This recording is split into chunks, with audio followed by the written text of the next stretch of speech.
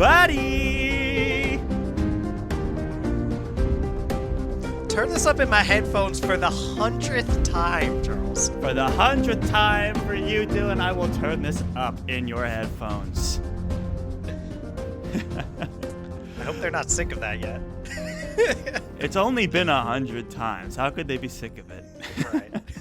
Hello, everybody, one and all. Welcome to yet another very exciting episode of the Friends Talking Fantasy Podcast. My name is Charles, and with me today, as always, is my lifelong friend and co-host Dylan. I'm ready to talk some fantasy with my friend Charles, and probably a lot more, because we have questions that might go outside that bounce too. We'll see. I'm very excited to get into this Q&A episode and to be doing this for the 100th time with you, Charles. It's so weird to say it, but yeah, we've done 100 of these, or we're gonna have done 100 of these things. Yes, today is a very important day and a very exciting day. And Dylan, it's not just any episode today. Oh, because today is our 100th episode special. We've done it. A very exciting milestone here for the Friends Talking Fantasy Podcast. Really excited to be here. As Dylan mentioned, we are going to be talking about all kinds of stuff within the fantasy community and within the show and all kinds of other things. Dylan, do you want to explain the situation we've gotten ourselves into for this 100th episode special? Sure. Yeah, well, we put a Twitter poll out there to ask people what they wanted us to do for our 100th episode. We had 4 options. The first one was a Q&A. You probably know the title of this episode, so sorry, it's probably spoiled for you that one. But there were 3 other options there, one of which was an FTF retrospective, which was, we thought, probably a little too self-indulgent. We needed an option there. There was a live stream somehow option, which I'm really glad that did not win, though it did come in second. Yeah, and I was monitoring the situation because we don't know how to live stream at all. Yeah, and I was like, please don't let that win, because then we'd have to do it. And then the 4th option was just do a normal episode, which not a, you know, I wouldn't fair have if you voted for that they... one, but it would have stung a little. It came in last place. That's so good. Even below the ridiculously self-indulgent FTF retrospective, which would, when we first started FTF, which no one wanted. Well, somehow more people wanted that than did want a normal episode. They were probably just being polite, honestly. Yes, I think more people probably would have preferred a normal episode, but they're being nice. It's the 100th episode. We're trying to do something different to acknowledge this milestone. And thank you to everyone that voted on that poll.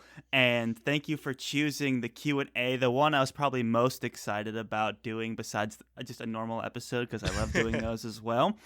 And of course, shortly afterwards, we turned it back to Twitter to say, okay, this is what we voted on. It's time now to ask. And you guys came out. We got a ton of questions. I imagine this episode is going to be longer than our average episode. Yes. And that's because it's the 100 episode special. We are going to do our best to answer as many of these questions in one recording as possible. It might be a marathon. So, you can put pause on your thing. Charles and I don't really have an option, but if you're gonna marathon this with us, as the advice we got from Twitter of Time at one point when we asked for advice for Wheel of Time, make sure to stay hydrated and breathe, all that kind of stuff, because you could be in for a long one. Who knows? Maybe we'll get through it quick. But when we're seeing all the questions, that didn't seem super likely, especially given how verbose you and I are. Yes. So, should I say no spoilers to the best of our abilities? Yep. I don't think we'll spoil anything in this, though we don't know exactly everything we'll talk about. But we haven't seen all the questions, so if someone's like, what was your favorite spoiler? But then we'll say, we're going to talk about this thing, and we'll have a spoiler for this. But we probably won't really even have to resort to too much of that, I imagine. I've seen at least most of these questions, and we're gonna try to get to all of them. Yeah. Which is part of why it might take a while. If we do. If you asked us a question and we missed it, which is especially possible if you asked a question that was like in a thread that was already started, yeah, if we miss it and you asked it, please feel free to tweet at us at the FDF Podcast 1 and ask it, and I will answer it. And if you're super interested in Charles's idea, I'll shoot him a text and try to get him to answer it too. But we're gonna try to get to all of them. So I think we can do this, Charles. Shall we just get into it? I think so. Let's get started with this 100 episode special.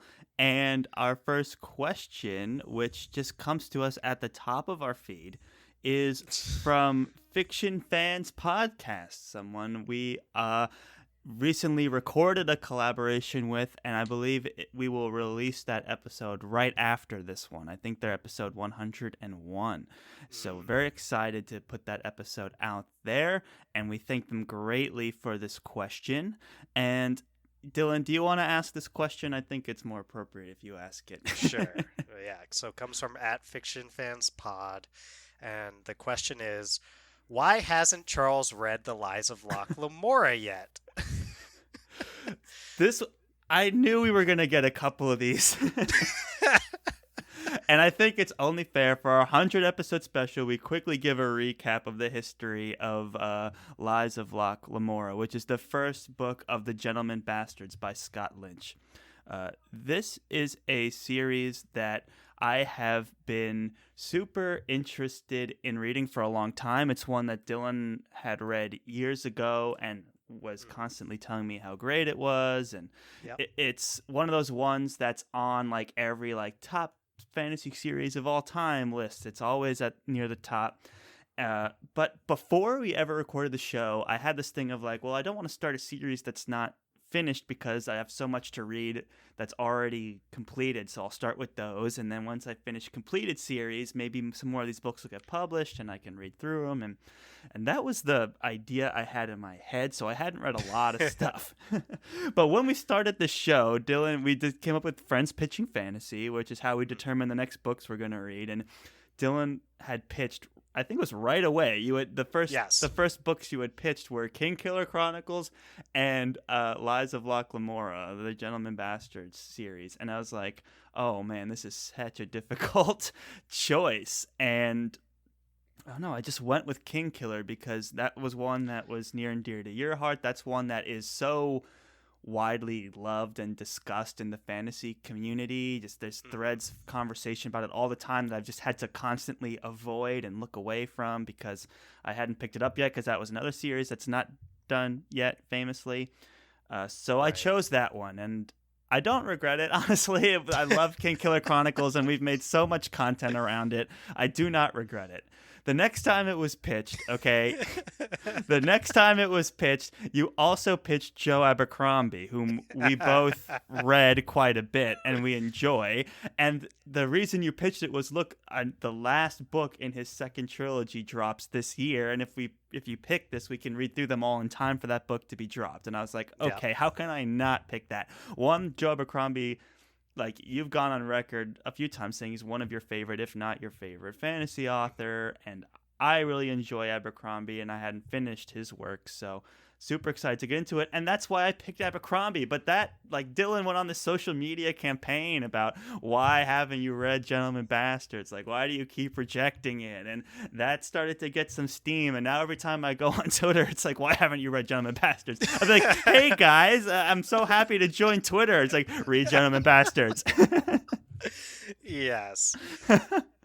Yeah, that's a pretty good summary of all of it, Charles. I think 100 episodes in, I'll try to be charitable to you, like, especially when you do say that the options it was the Kingkiller Chronicle at first, and if you didn't choose that by now, then that would be the one probably that definitely And then Abercrombie, beloved by both of us, so I understand why you've made the choices that you've made since we started the podcast. I think that what's really the issue here, and this is what you've skated away from having to answer when and I want to give some credit to Benjamin at Literature and Lo-Fi who seconded this question, who has been a bigger proponent of this campaign probably even than me by a decent amount. So I think he and the others and me would probably be more chill about it if it weren't for the fact that you read fantasy for like a decade before we ever started a podcast about it. So you jumped to this like, well, I explained it. I didn't read series that weren't finished, so I didn't read Kingkiller. I didn't read Rise of Lochmora, and that was a purposeful. And then when we started the show, I had to make concessions.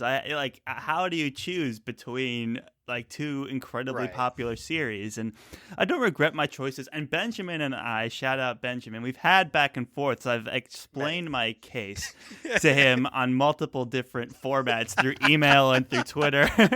I'm like, it's Dylan's fault. He's the one he frames these choices in a way where I'm almost obligated to pick, like, how am I not going to pick Joe Abercrombie so that we can read Wisdom of Crowds in time? And I've had all this content. Like, how could I not do that?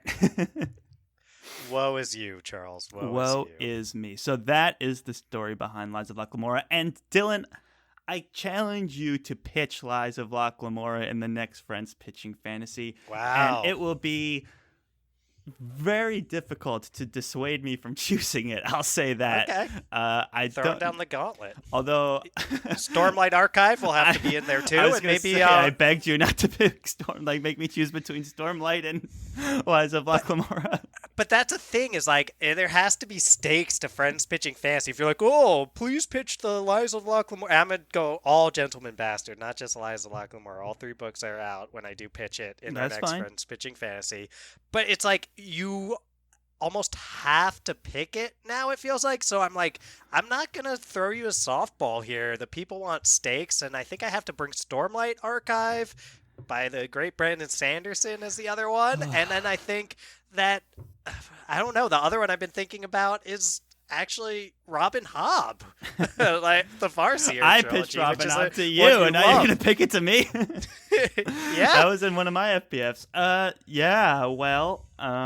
I would ask you not to do that. That's not confirmed, people. We're going to go back to the drawing board and think about it. But that would be one of the last difficult choices for me. Robin Hobb, Brandon Sanderson, 2 of the best in the game. And this is like I don't know. Dylan just makes it really hard on Friends Pitching Fantasy. He loves to torture me and then go to Twitter and start these campaigns against me. So it is what it is. But yeah, it's going to be hard to turn down Lies of Lochmora a 3rd time after all of this social media attention I've been getting. But I appreciate everybody coming out and making this a thing. It's been fun, and I don't know what I'm gonna do on Twitter. Like, I won't have a thing afterwards. Well, when you reject Stormlight, there might be some rejection. I don't know if I'm ready for that. Unless you pick it, and then yeah. Well, anyway, and it's all love, Charles. That's the thing. Is like something that can get lost in all of this is people really think that this will fit your tastes. Mm-hmm. The Lies of Lochmora and the other books in this. They want you to read it because they really want to hear your thoughts and your reactions to it, and they think you'll enjoy it. And that's where I'm coming from too. And I think it gets lost in the shuffle where it's like the question's always why haven't you read it? And that's what I ask you all the time too. But it's more like, maybe it's time for us to ask ourselves, why do we want Charles to read it so badly? And I'll leave you all with that in this Q&A. Questions. Yeah. Well, thank you, everybody. Thank you, fiction fans, for asking that question, and Benjamin for seconding it. And I'm glad that we addressed it right in the front, and we can get through some of these other questions here. And this next question comes from the Fong of Emberlane, Tony the Fong. And they asked this question. First of all, they said, thanks for Sarah, who's one of the co-hosts of Fiction Fans, runs the Twitter account. So they said, thanks for asking the most important question in response to Lochmora, which is awesome. And then they go on to say, additionally, if you were framed and imprisoned for something you didn't do, who do you want in your fantasy heist crew? And they say can choose up to 4 people to break you out and bring justice to those responsible. Wow, this is a heavy duty question. Yes. And that's what I said to Tony after he asked this question, that this is such a great question that it might be one that, and maybe we'll do this at other points too, is like, when you ask us such awesome questions, we might put a pin in it and see if we can't come up with a whole episode around it. Because, Charles, I could easily spend at least 30 minutes, if not more, I would imagine, with you and I coming up with our own personal breaking us out heist crews. So, awesome question, Tony. And I think, off the bat, I'd probably just assemble the crew from the Gentleman Bastards, if I'm being right. That you could do a lot worse than that. Charles won't understand this reference. Oh, But you get let's just say, Lamora in there, maybe Yeah. Jean in there, all those great characters. yeah, which other ones would you be interested in having on the crew there, Just Charles? those 2 would be good Oh, enough. okay. They're like they're like the best buds. They're the dynamic duo. So let's, That they go. are. Yeah. So we'll, at some point, hopefully we do get the time to do a full episode on something like this. In the meantime, I'll just say and then I'll mix it up. I'll pick from all different series. But for now, let's say Locke, Jean, all from Locke Lamora, Liza Locke Lamora. Yeah. Father Chains would be a good one to have in the Ah. mix there. What do you think of that, Charles? And then I'll say Sabitha. How about that? That's a little controversial. You won't. Yeah. That's more of a deep cut. It's a deep cut. Okay. I was thinking, and again, this is one I would love to actually put more time into, maybe revisit for an actual proper episode. But just off the top of my head, Mistborn was originally conceived as a heist story, and so I think having a Mistborn like Kelsier would be super interesting for a heist. Could be fun. And then I've always liked the idea of Royce and Adrian. Adrian, thank you. With an H. Because they know how to get out of sticky situations and break out of things that might be considered impossible to get out of, and things like that. They're tough to lock up, so I wouldn't mind. Did you say Locke? No, not like that Lamora? Lock. So that's Rhaenyra Revelations. Yes. Rhaenyra Revelations, I Rhaenyra think is how it's Revelations, yeah. pronounced, by Michael Sullivan that you're Yep. talking about. So those would be 2 good ones to have. And then probably some super powerful people that could use superpowers to just blow doors open and muscle our way Sure. out if we need to. You need some real serious strength for that. But yeah, that's awesome. That's a great question. We'll have to revisit that soon. So thank you for that, Tony the Fong. And Dylan, do you want to hit us with our next question? I would love to. It comes from Bender at Jack Claver, who said, if you could guest host a SFF character in your podcast, who would it be? Oh, Yeah. that's a good one. I would probably say I think Tyrion would be a lot of fun to talk to from A Song of Ice and Fire by George R.R. Martin. He's got good quips. He's a smart guy, but he's also interested in what other people have to say. So he's just kind of curious about other people, and then he drops some really interesting insight in response. So I think he would make a great podcast host. Yeah. Guest, definitely. Tyrion would be awesome. I said in response to this, like, oh, who knows? It could be anyone. And then I dropped that gif. That's just Patrick Rothfuss saying, Denna. Denna would be a good choice. Denna, and here's why. So Denna from the Kingkiller Chronicle, you may have heard me talk about her before in one of the many episodes that are focused on the Kingkiller Chronicle and her and Quoth often in particular. And the number one reason would be because I'm so interested in figuring out the extent to which Quoth's narration in the Kingkiller Chronicle is unreliable. I don't that's not clear yet to this point. And that's a spoiler, I don't think, to just say people say there's some unreliable narration in the Kinko Chronicle, but there's debate among the fans of the extent to which that's the case. And Denna is a character that's not Quoth, one of her virtues. And I love Quoth, but he, part of the Kinko Chronicle. I don't think Quoth would argue with you, though. Yeah, Quoth wouldn't argue. He'd be like, yeah, that's very definitely much one of what he Denna's would virtues. say. Yeah, it's like not being me is one of her many virtues. So I think she's not Quoth, and she's so wrapped up in Quoth's life and and the person who I'm most interested in the ways in which Quoth's perception is warping the way that we understand her. So if we just had her on FTF and we could have a conversation for an hour with her, I think we would learn more about Quoth and about her and about the Kinko Chronicle than we'd even learn if we had Quoth himself on. Yeah, that's very true. That's an interesting way to choose, is to get more insight into an ongoing series. It's Yes. bring one of the non-POV characters in and see just how distorted of a story we're getting by not having Quoth here. That's an interesting decision. No, I agree. And I also think, Denna, she's ready with conversation. She's quick, Yes. she's witty, she's funny. She can be, she can drop a line out of nowhere and just hit you with it and be like, what? So in those respects, and she can, she's really talented performer as well. So that goes a long way. Yeah, I think that's a great choice. Thanks. Yeah, I think the banter would be on point with Denna here. And it wouldn't be bogged down by some of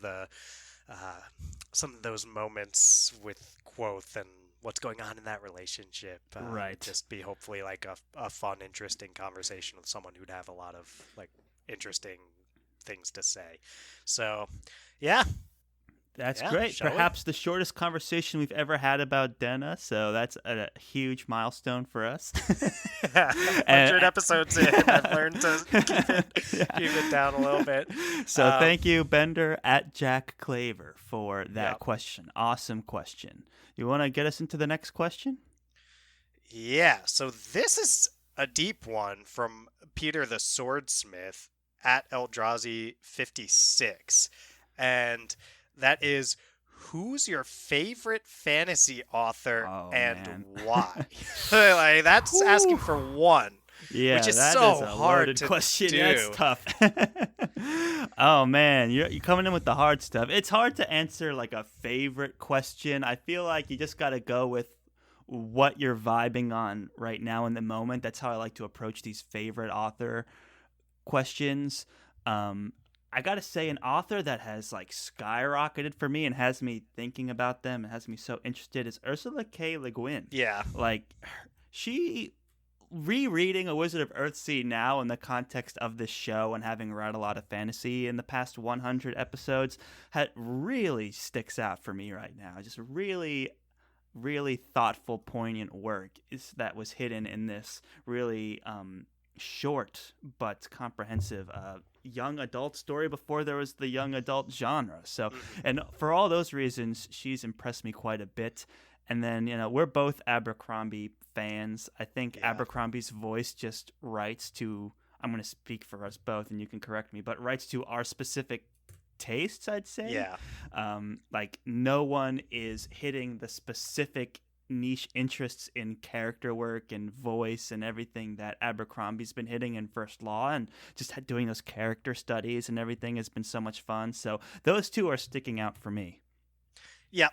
And if pressed on this question, I will fold and say Joe Abercrombie. And I'm glad you mentioned Ursula K. Le Guin because she's amazing, and I was so impressed reading A Wizard of Earthsea as well. So much wisdom packed into such a relatively small book, and as these fantasy books go, and I feel like I've learned more from Ursula K. Le Guin maybe even in that small book than any other fantasy author. I mean, that might be a lot.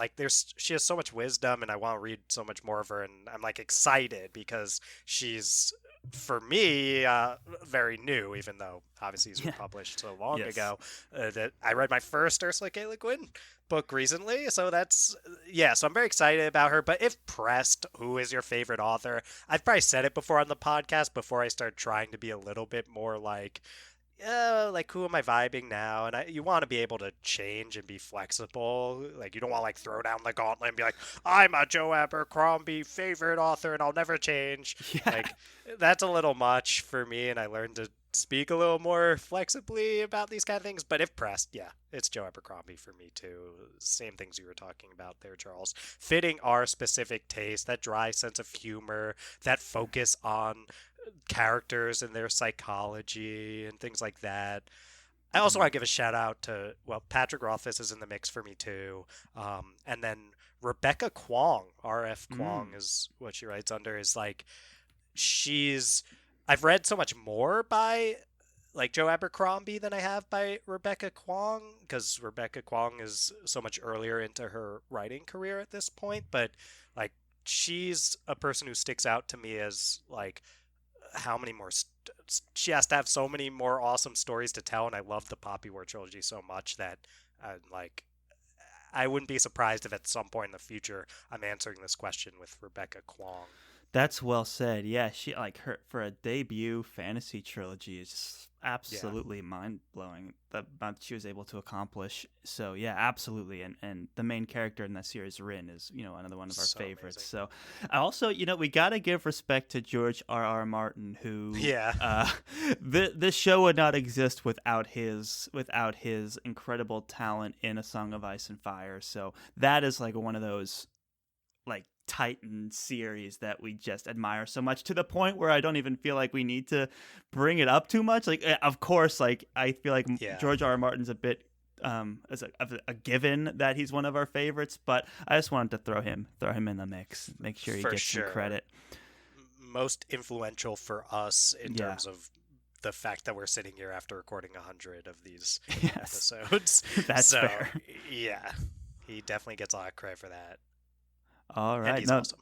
Yeah, he is awesome. And there's so many more fantastic authors out there. It changes with the tide. I think a lot of these authors have the benefit of being read by us recently. Yeah. So that's why I like to do like, what am I reading? Who are my favorites right now? And it's, changes with the tide, of course. And it's just what's great about being in the fantasy space, because there's never a shortage of awesome stories to talk about. So thank you to Peter the Swordsmith for that question. The next question that I see here is from Nils Reviews It, is their Twitter handle. And their question is, what is your most favorite moment from Lord of the Rings, movie or books? And you can both answer this one. Great. So she asked it to both of us, Dylan. So it's not just, why haven't you read Lies of Lackmore, Charles? It's, what's your favorite moment from Lord of the Rings? See, Lord of the Rings is one of my first loves in the world of fantasy, and those movies are absolutely incredible. So I have so many moments that like are spinning through my mind. We did read the books at the beginning of this, show, maybe 90 episodes ago. We were talking about Lord of the Rings, and I have to say, the Mines of Moria is a huge stick-out moment for me. Yeah. Just from the book's perspective, it was perhaps Tolkien's most well-written sequence. It was genuinely kind of scary, and the pacing of it was so good, and the atmosphere he was able to set stood out from the rest of his voice in the books. Like, for some reason, like it all kind of, the imagery just all comes together for that scene. So I love that scene. And then of course the stuff with Frodo and Sam towards the end is just so awesome. That's those two moments. I don't want to get into, like, we can spoil it, but I'm happy to turn it over to you, Dylan. Those are my favorites. Yeah, sure. Well, first of all, I want to say thanks to Nils, and I also want to say that I apologize that none of my favorites will involve Treebeard at all. Really? Yeah. The Entmoot doesn't Nils make it to your favorite moment? No, and Nils has been one who's had disagreements with me about that. Not about that. I think she agrees that I have not particularly liked anything with Treebeard in it, but she very much likes Treebeard. But we both I'm a Treebeard fan too, Nils. It's okay. Dylan's just wrong on this one. Well, we all agree that Tom Bombadil, well, almost all of us, there's some folks on Twitter who might disagree, but yeah, Nils and I are on the same page about Tommy B. So anyway, to answer the question, something that sticks out for me when I think back to Lord of the Rings, the book, is like Shelob. And I won't Yeah, say that's more a than great that one. for spoilery purposes. Saying more than that might be bad, but Nils will know what I mean. And I think it's like that's something that's so different in the books than it is in the movies. In the movies, it's like this throwaway thing that just kind of happens. You're like, okay, fine. Like, and in the books, it's like this epic thing that has, for some reason, it's like the thing that months and months later, I still think about Shelob and the That's event awesome. that happened there. It's like, and I guess in part it I sticks didn't out know because of that that. contrast. With, yeah, just the contrast where I was like, why was that? It just got put in perspective that the moment in the movie was kind of like weird and underdone in comparison. Yeah, And I that's mean, yeah, and Helm's Deep in the movies, and also I think the perspective of reading the books and seeing like, wow, Peter Jackson saw this amazing battle yeah. in Helm's Deep is incredible in the yeah, movies. In the right, books, it's almost like, and then the Battle of Helm's Deep happened, and it was super epic, and it was cool. And then you're like, yeah, okay. But then in the movie, you're like, let's do like an hour-long committed battle sequence. You're like, oh, whoa, right, okay, like that's like something in cinema that has yet to be like topped, in my opinion. But yeah, those are two great moments. The Shelob moment in the books is really powerful. It's up there with Moria in that those two yeah, scenes. Like anytime he gets into these like scary horror moments, he just really picks up, and right, it's interesting. So great and picks. yeah. And the I am no man moment is pretty awesome in the Oh context yeah, of chills in right the Eowyn movies. and all that. Yeah, chills in the movies, and in the context of like I don't know, Tolkien back then wrote this character of Eowyn. Like good for him. So I think that sticks out. And of course, Charles, you and I, as veterans who have climbed Mount Doom Yes. and returned to tell the tale, even if you almost died on the way down. Yes. Um, Yes, all true. yeah. All true. uh, that the moments on Mount Doom actually just like weirdly resonate for me, and I imagine you too personally, Charles, Oh because we yeah. had a very arduous journey up and down the real world stand-in Yeah. for the movies of Mount Doom, which is Mount, I'm going to pronounce it probably incorrectly, Nagaruho in New Zealand. So Yeah, that's close those enough. resonate for me personally, though it sends me back to a scary time. A scary time, but an epic time, and a time when it came down to it, it was just a couple friends trying to scale a mountain, and at the end, isn't that what it's all about? And that's what I love about those final moments when they drop their weapons, they even drop their food and their water, and it's just the two of them and the struggle of this journey, and I just love that so much. But yeah, so all great moments, and thank you for that question. Nils reviews it. Thank you. So Yeah, let's see. we've got another from Peter the Swordsmith, which All right. is, do you have a favorite fantasy game? I think I can That's a good one. guess yours because you've mentioned it a couple times, but I'm trying to see Can if you I can guess remember the which one? number. Yeah, I'm trying to remember the Yes. number. It's Final Fantasy, but is it? Shoot, I want to say 9, So 4, yeah, I think I no. 12. Now you're just saying numbers. For me, if I was asked my favorite fantasy game, which is what Peter asked, I would say Final Fantasy VIII. But the Oh, one I 8. mentioned in the fantasy books that changed our lives and cheated and named a video game was Final Fantasy IX, which was the first one that See, you that's how I got guessed, Charles. confused. So yeah, the I just fantasy knew books it that changed wasn't because 7, which is everyone's favorite. I was like, it's not 7. yeah, you're in the right area, and you did name the one that I said changed my life because it was like one that when I played, I was thinking, oh, maybe I really like fantasy stuff. And 8 is my favorite story. That one's controversial. It's very divisive. There's some people who love it, 8, and some people who hate it. The gameplay is kind of not everyone's favorite, and it can be repetitive. And I see why people don't like that, but I'm so focused on the story in those games and the characters and their arcs, and Mm. it's and people probably know by now I'm a little sappy when it comes to some of these romance plot lines, and that's one that hits me right in the feels. So Final Fantasy VIII would be my favorite fantasy Mm. game. What about yours, Charles?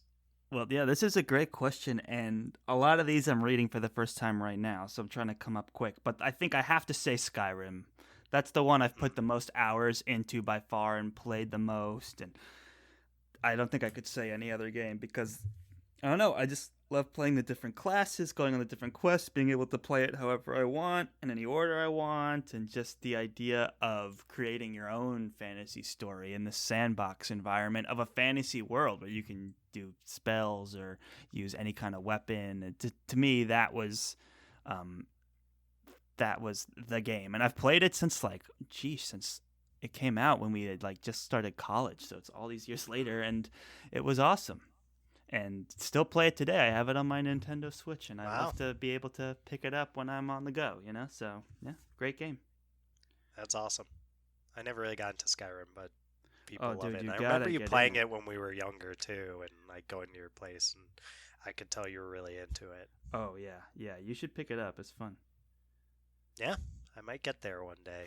And yeah, it's like, yeah, that people wouldn't accept that if that was you talking about Liza Locklemore. You can't just say, oh, I might get there one day. This is backlash, but I think people will be okay with me saying that about Skyrim. Well, Yeah. show, yeah, All right. shall we go on to the next question?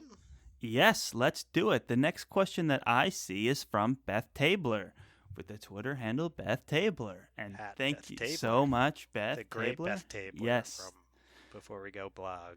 Yes, thank you for submitting a question. Quite the honor. And your question is, who is your favorite female fantasy character? Wow, favorite female fantasy character. That's a great question. Yeah, that is a great question. And, Beth Taylor's been such an amazing supporter of our show since she was one of the first people to start talking about us and trying to lift us up on Twitter. So I Yeah. feel some compulsion in our 100th episode to just say thank you, Beth. Yes. And she's also brought me onto a team on the Before We Go blog, and I will write something for that blog soon, Beth. I promise. So I want to say thank you first of all. And Beth also got us into Monstrous, which is why I am a character that I sometimes forget how much I like them. Is a character from Monstrous, who is Little Fox or Kippa, Oh. and I think that probably wouldn't be, Beth has me thinking about Monstrous now and how much I enjoyed it. Um, I, Kippa is an amazing character, and I love these very plucky, heroic, almost like I don't know if not quite naive, but has strong values and tries to pursue heroism even with acknowledgement of a world that's really messed up and almost like a grimdark world. And I think like a character like Lil Fox in Monstrous sticks out because of how stark a contrast and discrepancy they have from she has from the world that she's in. So that's a female character that sticks out for me is Little Fox or Kippa. But I think when I'm answering this question, it's hard for me not to say the one that I think you're gonna say too, Charles, which is I think it's Rin Yeah. from Rin's a great Rebecca choice. Kwong's Poppy War series, who's just so compelling, so interesting from a psychological perspective, like everything that's going on with her, and she makes a lot of decisions that we would not personally make, but they make a lot of sense why she would make them given her experiences, and she's so proactive, and she just goes and relentlessly and sometimes Machiavellianly with Machiavellianism starts to pursue the things that she wants. I love that proactivity, even if it leads her down these routes that we wouldn't want to go on ourselves or wouldn't want anyone else to go on. So she's just so complex and interesting, and Rebecca Kwong just gets her and has so much voice in the way that she's portrayed. So yeah, it'd probably be Rin. Shout out to Denna as honorable mention, but I am I was gonna gonna say, say, when are we gonna yeah, get around to Denna? we already did to some Yeah, extent. we I gave almost Denna. can't say, yeah, Yeah, no. Rin. She is. Oh, sorry. You can go, Jules. This is definitely Rin's time to shine in this question. We've talked about Rin a lot recently, just having finished the Poppy War trilogy not too long ago, and we're just blown away by how fresh her voice is and how well thought out she is and how much we've been able to talk about her. You know, we've recorded a bunch of episodes talking about her arc, and then we went on to Phantology for their Buddy Read discussion of Bird and God to continue to talk about the arc, and we just love talking about Rin and her place in modern fantasy and just Yeah. as a character in speculative fiction. So, great choice. For me, man, I got to go back to some of like my favorite series. Like there's so many in Game of Thrones that I just love. You have like Daenerys, Cersei, Arya, Ygritte. Yeah. Like these characters are incredible. And I think way back, like our second episode ever was like our favorite characters of all time. And like Arya and Daenerys made that list. Yeah, they And did. they like I forget sometimes. It's been so many years since I've read Game of Thrones that I forget about these characters sometimes, but they're some of the best voices in all of fantasy. Just really interesting stories and fantastic dialogue, and their relationships with the other characters are like super interesting. Like, Ygritte and Jon, and then even Arya and Tywin. Like, I loved all these moments, and like they're so much fun. So yeah, those are standouts for me. And then I have to give a shout out to one of my favorite graphic novel series, Saga, and I have to give a Oh, shout out yeah. to Alana because Alana to me That's a is great like choice.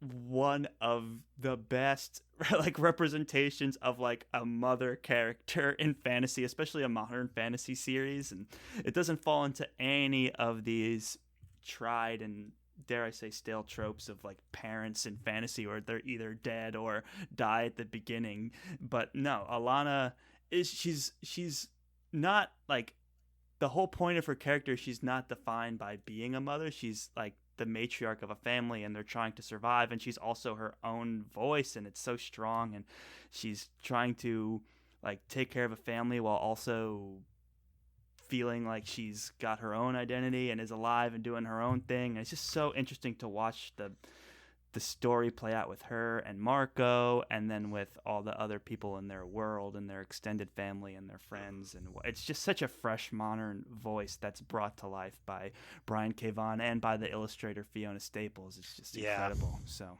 Alana. Yeah, that's a great choice there. I think that Beth Tabler will appreciate the graphic novel and comic love too. And it's yeah. Now you make me want to give a shout out to Marjorie Liu and Sana Takeda. I don't think I mentioned them, but they're the author and illustrator, respectively, of the Monstrous comics, which like highly recommend checking those out. Yeah, And Micah, the protagonist in also great. Monstrous, is a great character too. Mm-hmm.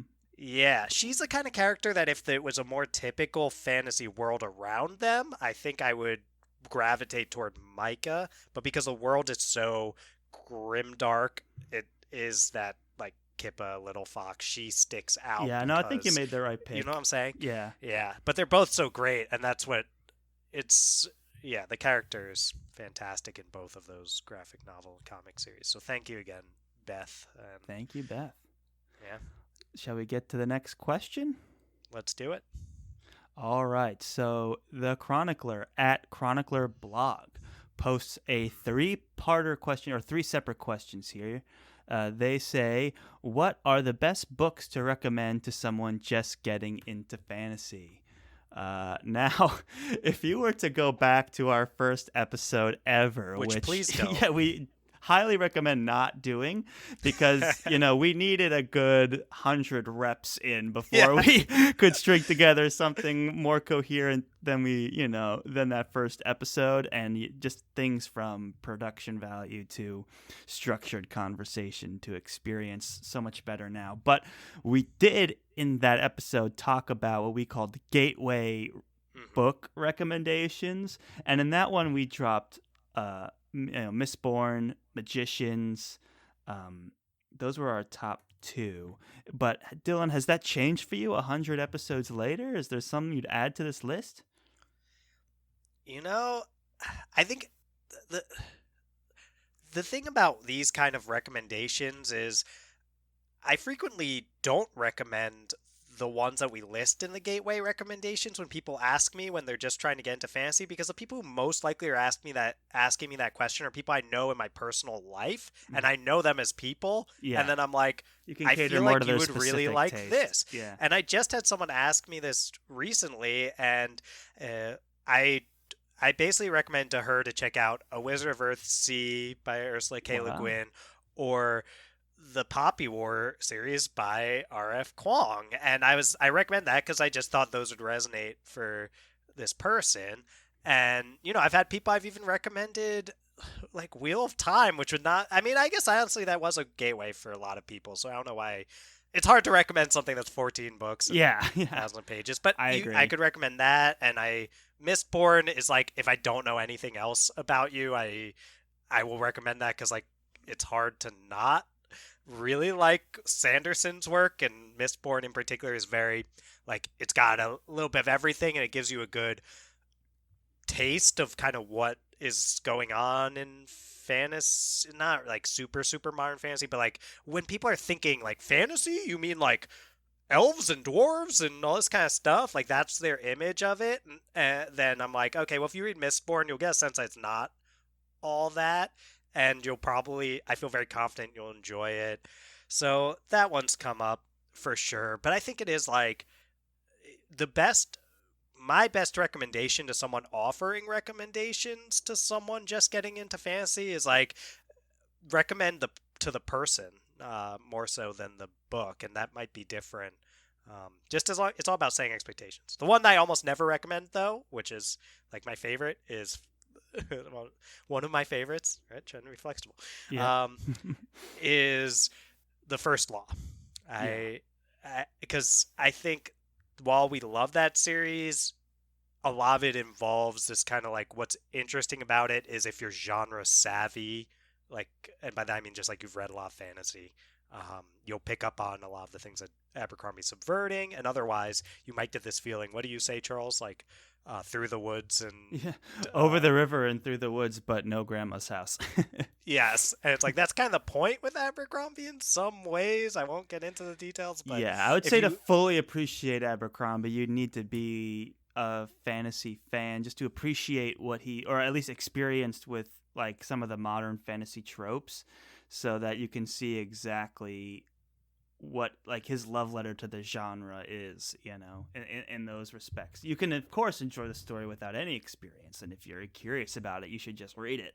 But there is like this meta component to it of the deliberate subversions that he chooses to make that would be entertaining for someone that was more familiar with modern fantasy. Yeah. We also said in a recent episode of like where to start with Brandon Sanderson, we were kind of coming around on Emperor's Soul as a good place to start, because it's like a night. It's short, but in as short of it's a novella, and it just jam packs a full Brandon Sanderson experience into this novella package, which for someone who's just looking for something to read in like a week or 2 weeks, something that they can read quickly, it's a great place to start as well. So yeah. I've also recommended the Broken Earth trilogy by N.K. Jemisin to some folks. That's usually the more like, I'm in a counseling psych PhD program, and it's like pre-academic folks, and N.K. Jemisin has a counseling background. So there's a lot of things I think folks who deal with on a daily basis like it's like hard meet and have awesome interactions with that I really enjoy. For anyone in my program listening, that is true.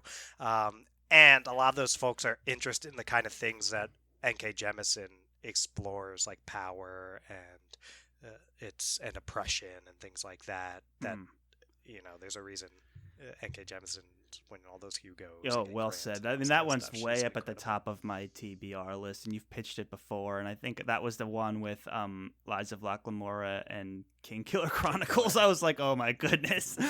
So, but I would love to read that series, and That's a great one. The second question asked by the Chronicler at Chronicler Blog is, what are your most controversial fantasy book opinions? Now, this is interesting because I can actually answer this. Yes. One of my controversial opinions is not reading Lies of Locke Lamora. Is that an opinion? It's the I guess the idea that I haven't read it isn't like this idea of like putting it off and being like, I know enough about it that I could talk about it. It's a bit controversial. Another one is when we did our character tier lists and we put Lan as B tier as a character. That was controversial, but that was with love, and I get it. Lan's cool, and there's a lot to like about Lan, but let's be honest here. His character arc, B tier. And then any other controversial?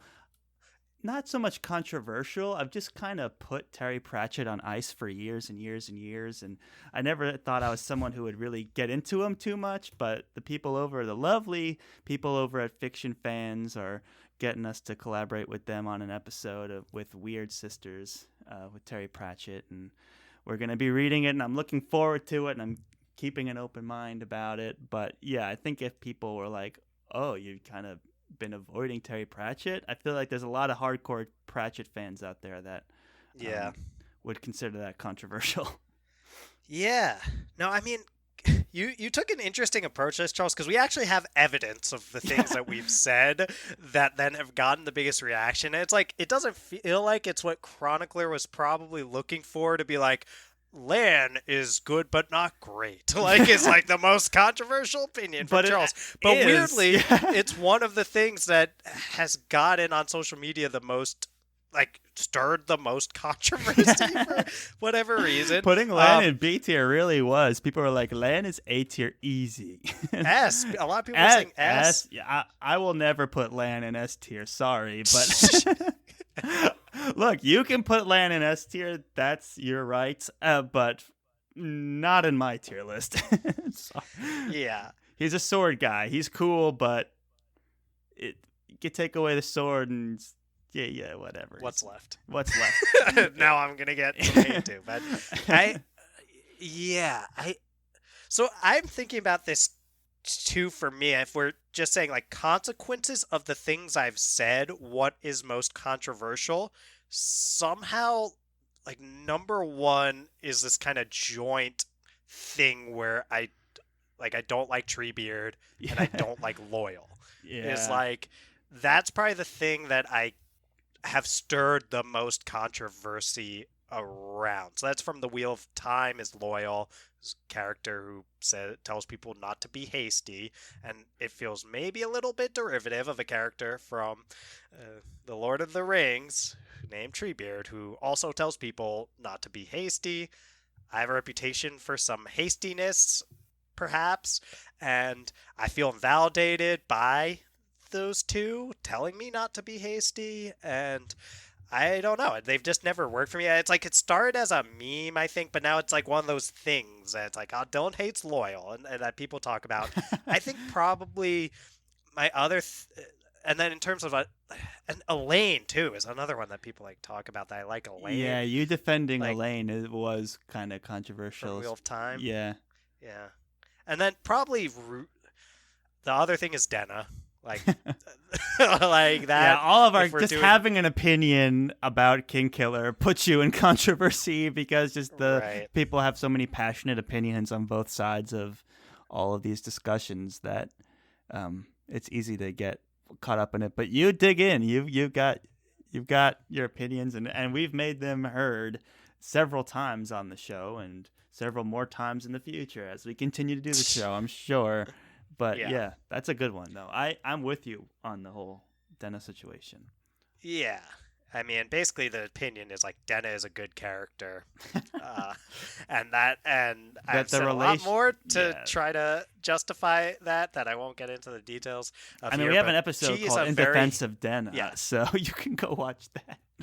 Yes. And, you know, I think I've been met with mostly okay things, but people have strong hatred toward Denna, and it's sometimes hard for me to deal with. I'm also, the other thing is, I'm not like I don't care as much as some other people about things like world building and even plot. Obviously, I care about plot, but not as much as some other people. Like I'm super character focused, so I don't know. I think like that I don't care much about world building. But that hasn't been like I'll say that over and over again, and I feel like that's controversial, and maybe if I was super like strong about like, but it's also like I don't. I think that it's like a big approach for me with these kind of things is like I rarely care at all. Not care. That's not the way to put it. Like I'm totally okay with other people having their own opinions about all of these things. Like if you love Loyal, like I don't understand it, but I respect it. Like, and I think that's kind of why I don't know. Like I want to give Chronicler something here. I want to give something to get fired up. The only thing people have really gotten fired up about, from me, I feel like, is not liking Loyal and Treebeard. I think when you frame things as like I don't like. Like you can think whatever you want, that's fine. Yeah, that's I true. think this. Most people don't like. You can say almost anything then that's not like hateful. Yeah. And I hope I haven't said anything like hateful on the podcast. I don't think I have. And then usually people respect it. So I don't know. Like my most controversial opinions, I guess, like in terms of literally stirring controversy, is probably like Loyal, Treebeard, Elaine, and then Denna. Like just things I think about them.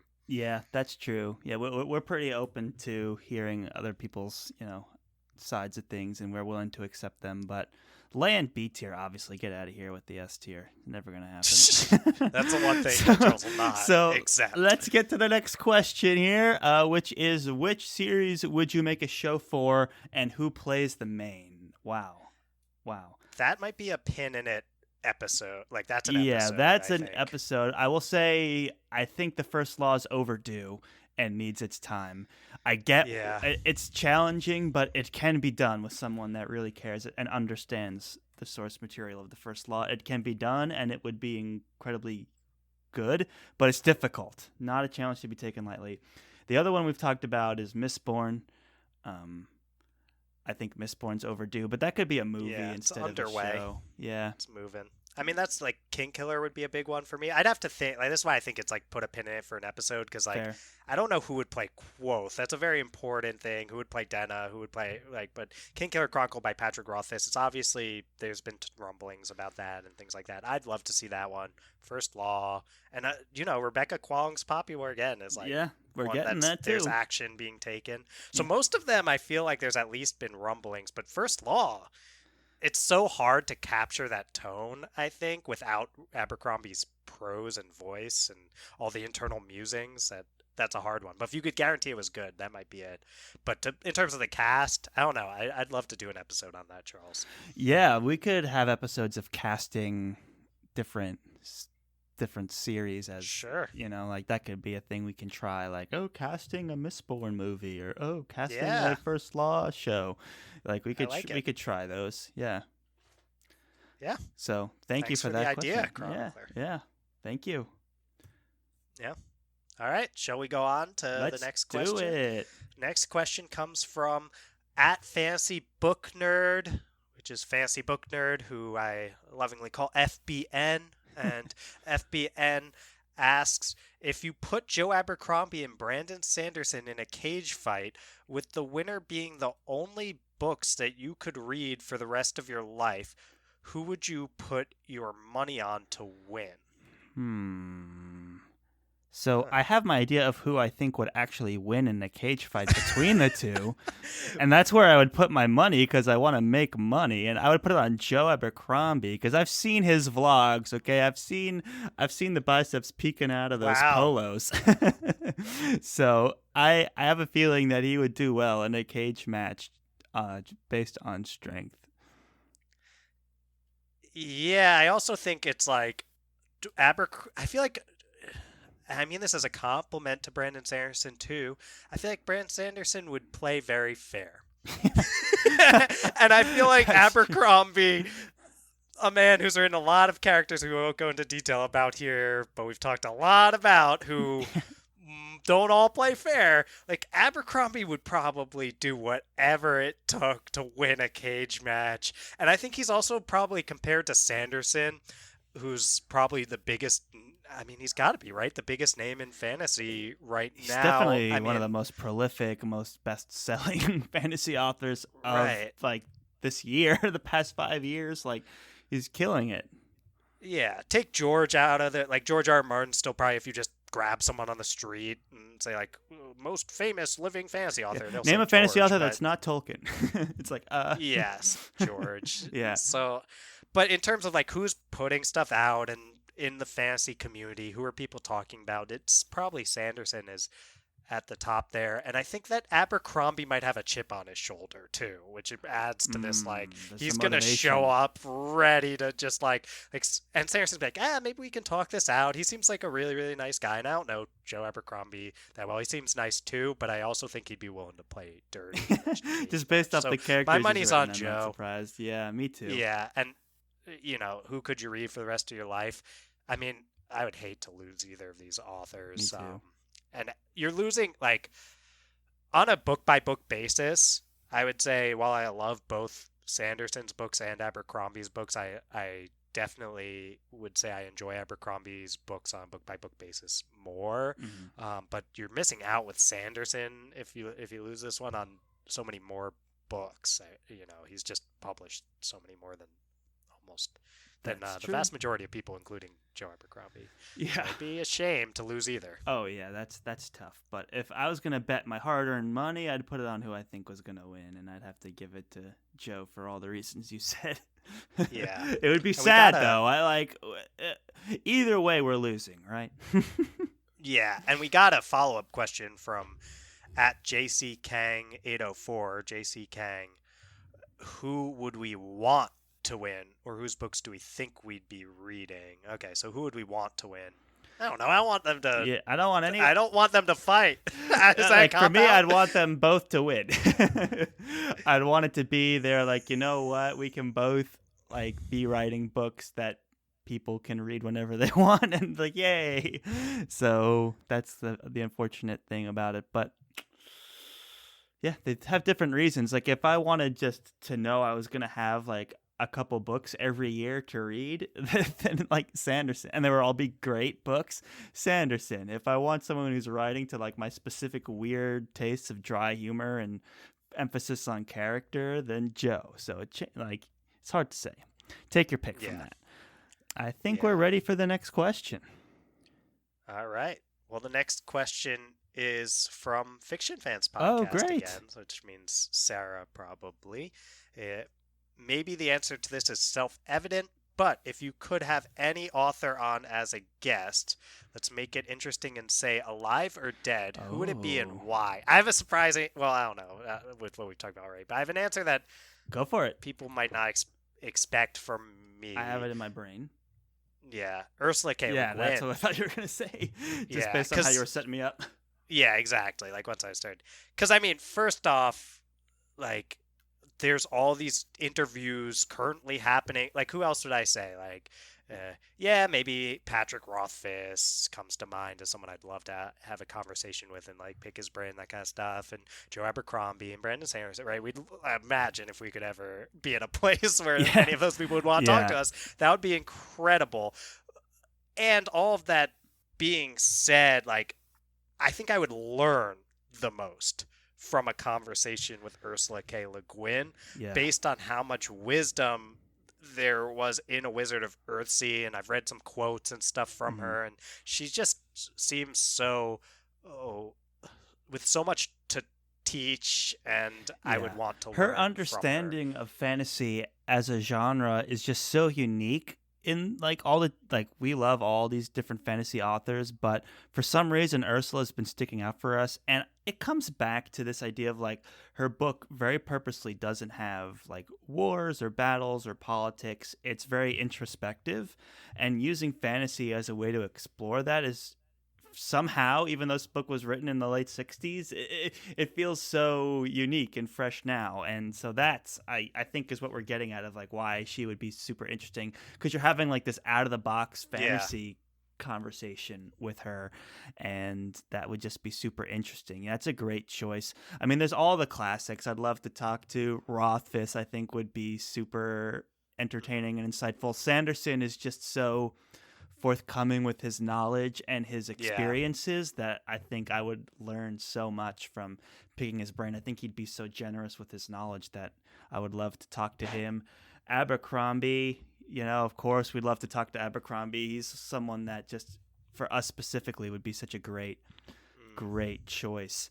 And I would love to also speak with Brian K. Vaughan, who wrote Saga. I have so many questions. I feel like he's one that's under interviewed. You can find tons of interviews and knowledge of all of these authors, and they've all gone on YouTube and have their own YouTube channels and have talked about all these things. And like George R. R. Martin's been on Late Night, like all these things. But like I've been hunting for Saga or, just any of Brian K. Vaughan's work, just like trying to learn more about him and his influences. And it's kind of tricky. And I feel like I'd have a lot of really interesting questions for him that I really want. I genuinely have questions for Brian K. Vaughan that I would love to get answers to. So that's why he snuck onto the list as well. Wow. Yeah. Are you going to pick which one, Charles? Do you pick one? Do I pick one? Oh, yeah. So your one pick was Ursula? Was Ursula K. Le Guin. That's who that wasn't copping out with, I would love to, I'm serious. I would choose Ursula K. Le Guin as the one author, if I could choose one author, living or dead, to have, I guess, was it just on as a guest? I mean, as a guest on FTF, it sort of brings all this other stuff, but I guess if I was just a one-on-one conversation with me, I would choose to have that conversation with Ursula K. Le Guin. Yeah. On FTF is, I guess, a little bit of a different question, but I'm still choosing Ursula. I think she'd still be great for that. Yeah, picking someone like alive or dead, like so you can interview like Tolkien too, which you could, which is an interesting choice. That would get a lot of downloads. That episode. Oh yeah, Charles, it's hard for you from the marketing Tolkien, perspective. Yeah. Questions from the grave, J.R.R. Tolkien. Yeah, that would be awesome. Yeah, that'd be cool too. Yeah, those are all great choices. So. Moving. You didn't pick one. Have to pick one? I think you have to pick someone that's dead. I think you have to just but then the thing is, like, can you ask them, like, what do you think about the modern stuff? Are they going to have time to learn? Like, yeah, let's just say yes to all those. Okay, then I think Tolkien, although I've heard some of his interviews and, they're not, they're whatever. So I don't know how I'd feel about it. He's not, like, well known for being the most, like, engaging guy in conversation. So, but I think you just got to put respect on the name Tolkien, All right, you put respect on the name, Charles. So that's right. Let's go ahead. Yeah, let's go ahead. No, I'm ready for the next question. I'm just trying to, navigating this Twitter thread is more difficult for me than it is for you. So I'm trying to figure out what our next question is. Thank you. Next question comes from Curly at Sarah Curly Whirly. And the question is, this is an interesting one. If you could pit any fantasy characters against each other in the Thunderdome, who will you choose? In addition, if you're choosing a female character, is she going to take on another woman, or is she going up against a male character? So we did this basically. We did the Wizard Battle Royale, which is that's the Thunderdome. They go in, only one comes out. But is that if you could pit any fantasy characters? I was thinking one-on-one. Okay, that's yours then, Charles. I'm going to say mine. But, okay, well, we put it was Moraine, Gandalf, Baez, and Dumbledore into the Thunderdome. And so I guess that's a combination of male and female characters. And we gave it to Baez, but Moraine, Gandalf, they were close seconds. Yeah, spoilers, but yeah, you can go check it out. We had a Twitter poll actually, and Gandalf Yeah. won the Twitter poll, but we think Baez would win. And you'd have to see how that plays out in the episode. But Charles that's the was most fun very part. descriptive in how he thought it would play out. Yeah, you were too. I was not as descriptive as you, Charles. I was a little horrified, but entertained for sure, which is, I guess, don't exactly blame what me. you'd expect I was just from channeling the characters. You channeled everything very well. Thank you. So, yeah, okay. I was thinking just two characters, although I don't think that's specified here, but that's what came to mind. And I'm picking from the First Law in one corner, Logan The Bloody Nine Fingers. Mm-hmm. All right. Great. And in the warrior. other corner, I'm picking Rin from Rebecca Kwong's Poppy War. Yeah. And I do not, and I do have a male character against a female character. I think that I do not know who would win that one. Without getting into spoilers, I'd say there are supernatural abilities in play that favor one character heavily over the other. Yes, and that's happened to. This is such a better we'll have to talk about this this later. Maybe but open it to a Twitter poll or something. But yeah, yes, that's there are. The odds have been stacked against the other character before with supernatural elements, and they've figured it out. That's true. That's true. But I still stand by my choice. But we can talk about that in a spoiler zone in another episode maybe one day. It's a great question, though. But yeah, I thought Thunderdome from Mad Max, a bunch of people go in. That is, I guess that's and then true, they right? say pit any fantasy characters against each other, too. So, well, that could be it could be one-on-one. And that's an interesting matchup. So that's a great premise. Well, we answered it both ways, so hopefully one of those at least is satisfying for Sarah Curly Whirly. All right. Great. Next up comes from Eleni Argaro, and that is at Eleni_Argaro, and she asks, what is, do you think, an aspect of the SFF environment and community that doesn't get spoken of enough? An elephant in the room, if you will. And Eleni likes chaos. It's a question that lends itself to chaos. Yeah. And I told Eleni, I'm more engaged with the community. This is the first time I'm hearing this question, so I'm feeling kind of nervous. So if you've thought about it, you can go for it. Yeah. I thought about it, and I spoke to Eleni about this question. I know she wants chaos to ensue, and if you want chaos to ensue, asking Dylan is the wrong person. Dylan's fantastic at defusing these. Yeah, I'd like to think I have which is a compliment to you. I like to think so. Like, I like to think I say my opinion, but just surround it in enough. It's okay. You can think of this whatever you want, and then I say it. So that's what I go for. And here I don't even have something that's like, I don't even need all that, because I actually think that the elephant in the room in the community out on like book Twitter and things like that is, I think we have a tendency to almost present a very one-sided view of what it's like to be someone who creates content about books, or likes fantasy books a lot, even if you're not a content creator or whatever. To be involved in this community, we almost, I don't know if you'll like me using this word on here, Charles, but fetishize books and reading and things like that, to a point where it's we all I love reading and stuff too, and I think that sometimes it's it's also okay to sometimes feel, especially when you're creating content and having to get stuff done by deadlines basically and things like that, to sometimes not be enjoying it as much. And it's I don't see a lot of, sometimes you see people talking about reading slumps, or I'm having trouble getting into stuff, but I feel like that's happening a lot more often for people, is they feel pressured to this. And let me speak for me. I like the overwhelming majority of the stuff we've read on here. We've read lots of amazing books, and even with the most amazing books, sometimes having to get stuff done in 2 weeks is if it's a really big book or whatever, is it can feel like work sometimes, and no one wants to talk on the SFF community or whatever about I have to crank out another 200 pages of this before the podcast, and it is going to feel like work, because this is not the rate I would read it if I was just having fun with it. And that happens to me. It does. And then I come in and when I talk to you about the 200 pages, and I realize how awesome it was, and I get passionate, I get excited, oh yeah, and then this thing happened, wasn't that cool?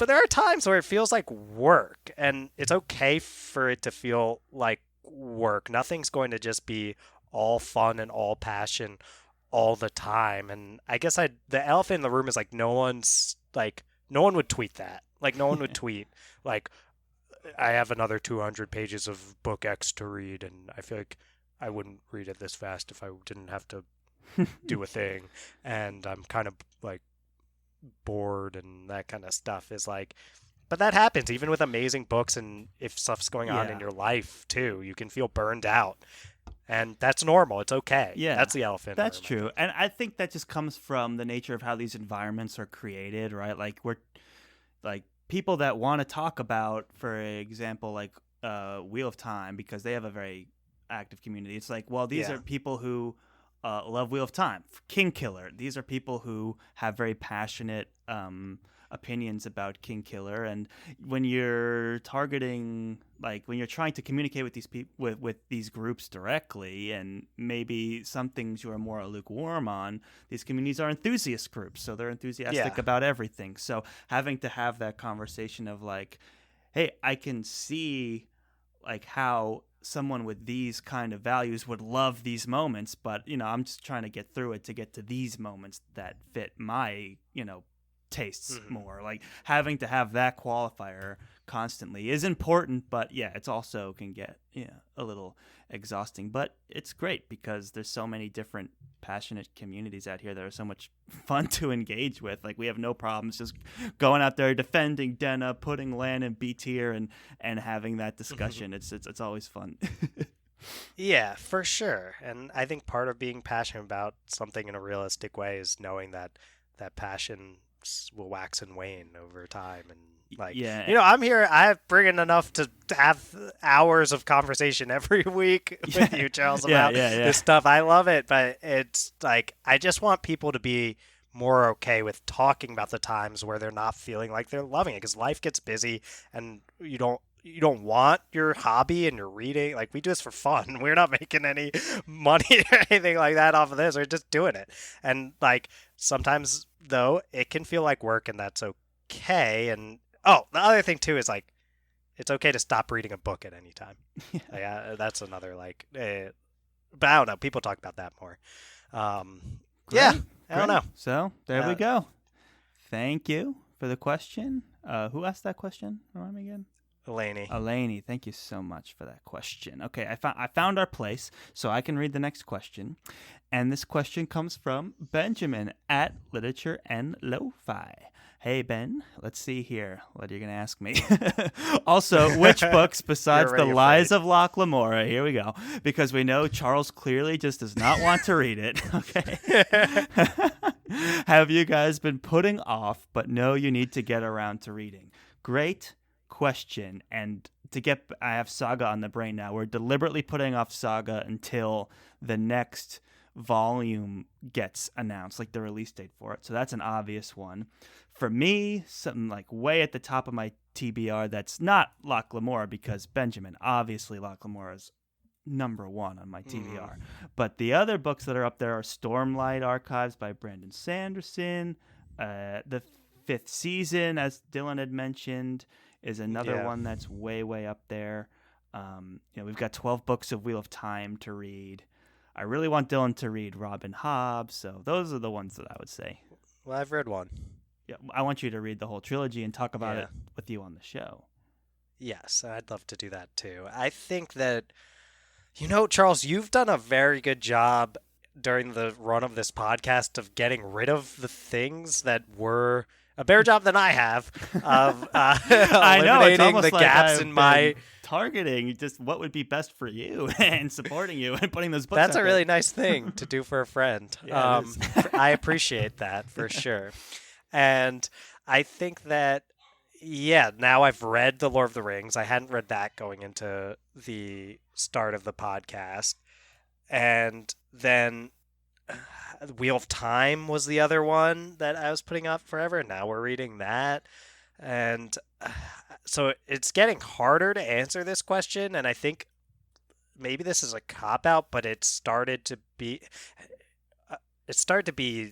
Rhythm of War, like the fourth Stormlight book. If I can just answer which books, I guess I can say Stormlight Archive, book 4, because that one's the New York Times bestseller right now. Like, that's the most current trendy thing in terms of like publicity and what's on sale right now that's new. Stormlight is it right now. Oh, okay. I'll say John Gwynn's work comes to mind as like one of the things that's like how great.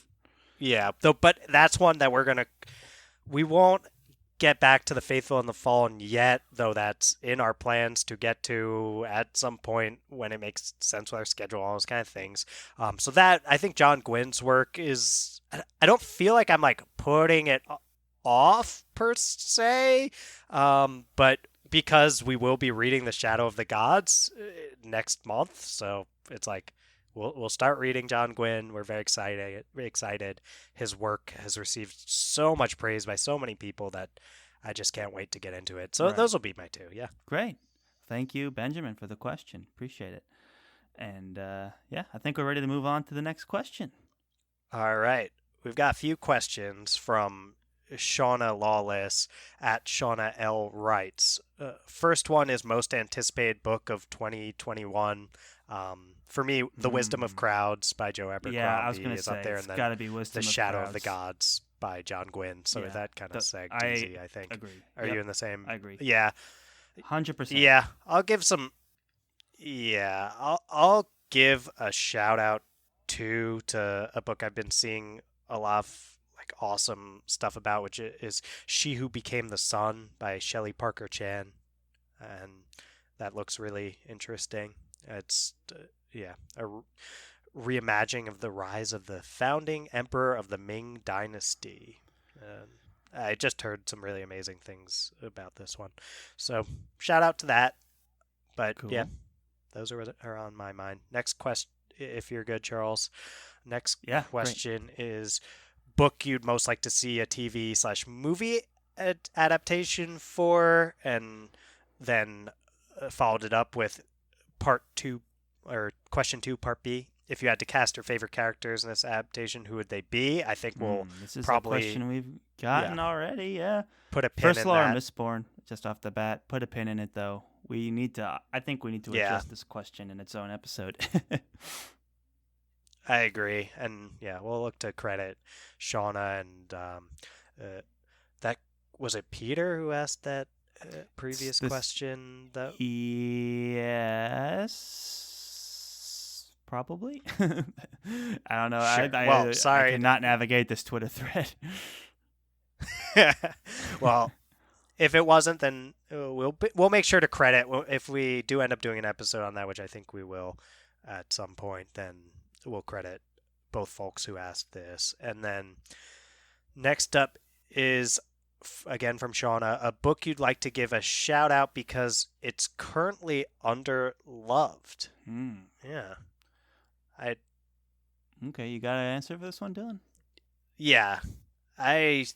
My auto answer to this one, you probably know where I'm going here, Charles, is Robert V.S. Reddick's The Catherine Voyage Quartet. It was one of the first series. I've talked about this so much. I feel like I'm repeating myself when I bring it up all the time, but it's like it's a new question and way of framing it. It's underloved, and I think that most of the folks that I've, Blaze from Under the Radar Books has read this series and really liked it.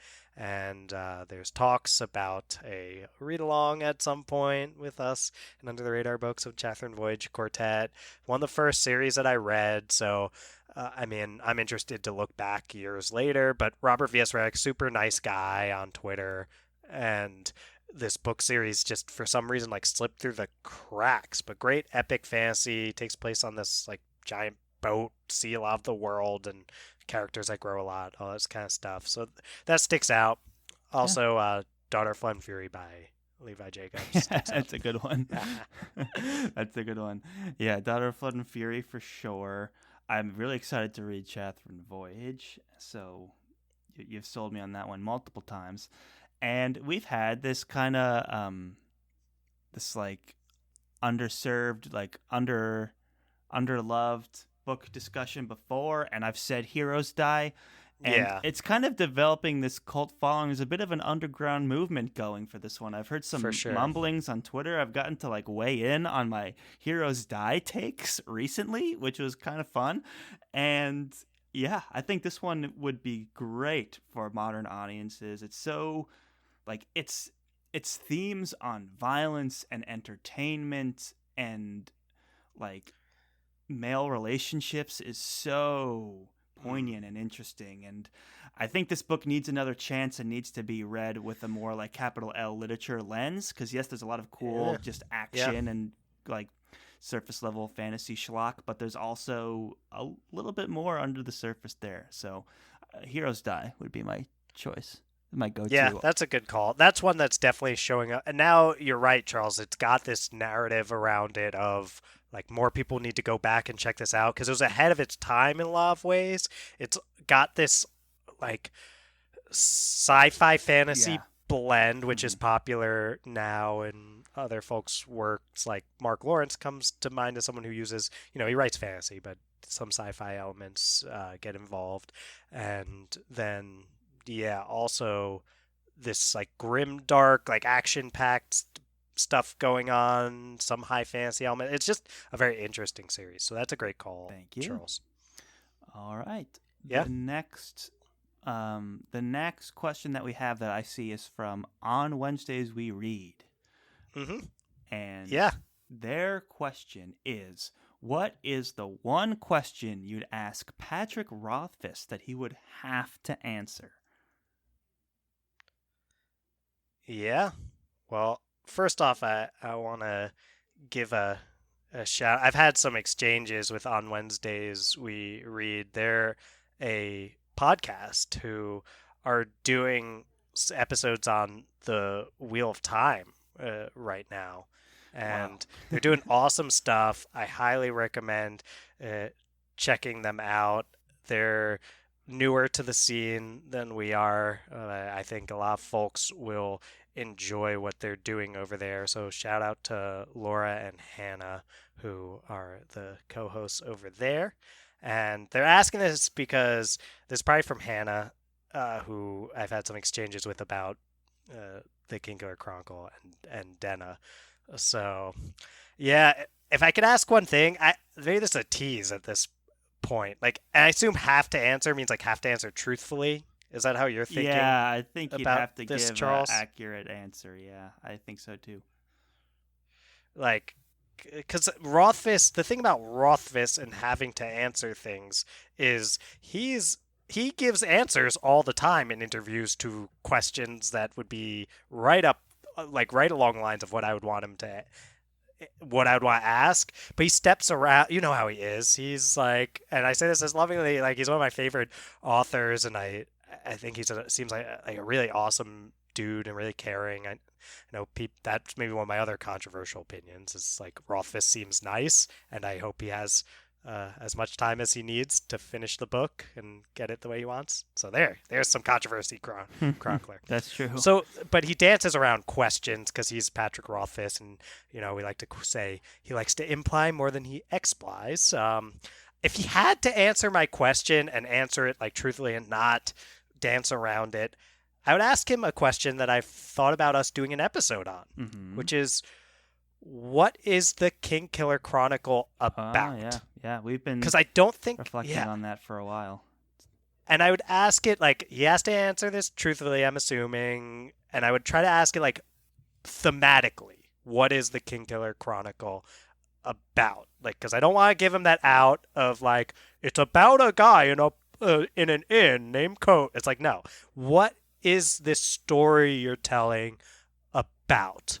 And I feel like knowing that answer wouldn't spoil things for me, but it would give me a lot of like interesting new ways to frame reading what's already out there and to consider what we might get in book 3 without knowing any of the actual answers themselves. And Rothfuss loves asking questions, I think, more than he likes providing answers. Like the questions are more interesting. Yeah. And I think like this is an answer that would raise a lot of questions. Like, okay, given it's about this, what is he going to do with the Quoth and Denna relationship? Who is going to be the king that he kills? Right, all these kind of things, right? No, that's a So, great question, and one yeah, that we have been exploring for an episode of our own. Yeah, that's a great choice. yeah, All right. cool. Yeah, so thank you. On Wednesdays, we read. Yeah, Check. and that's at OWWR Pod. Nice. So let's keep rolling here. We've got a question from Dan Fitzgerald at Dan Fitz Writes, and yeah, he's an author. And we got the question: what default accent do you imagine fantasy characters speaking in when you were reading? Which was very interesting. I mentioned he's a writer in part because I was like, I feel like that's something that a writer would start thinking about, like while they're writing. It's like, what are people going to be like thinking in their heads? And I don't know, Charles, if this might be your first time seeing this question. If it is, I'll go Yeah, ahead. my I, brain I kind of was had to stop for a second and like jumpstart that's itself. I'm like, what accent do you imagine yeah. fantasy characters speaking in when you are reading? Unless it's specifically mentioned, I would just go with my own accent, which is like That's what a I was gonna say. Northeastern American. Well, Long Island accent. It's like every Yeah, but we character don't have in like these those like thick medieval Long European Island setting. accents, though. Yeah, that's true.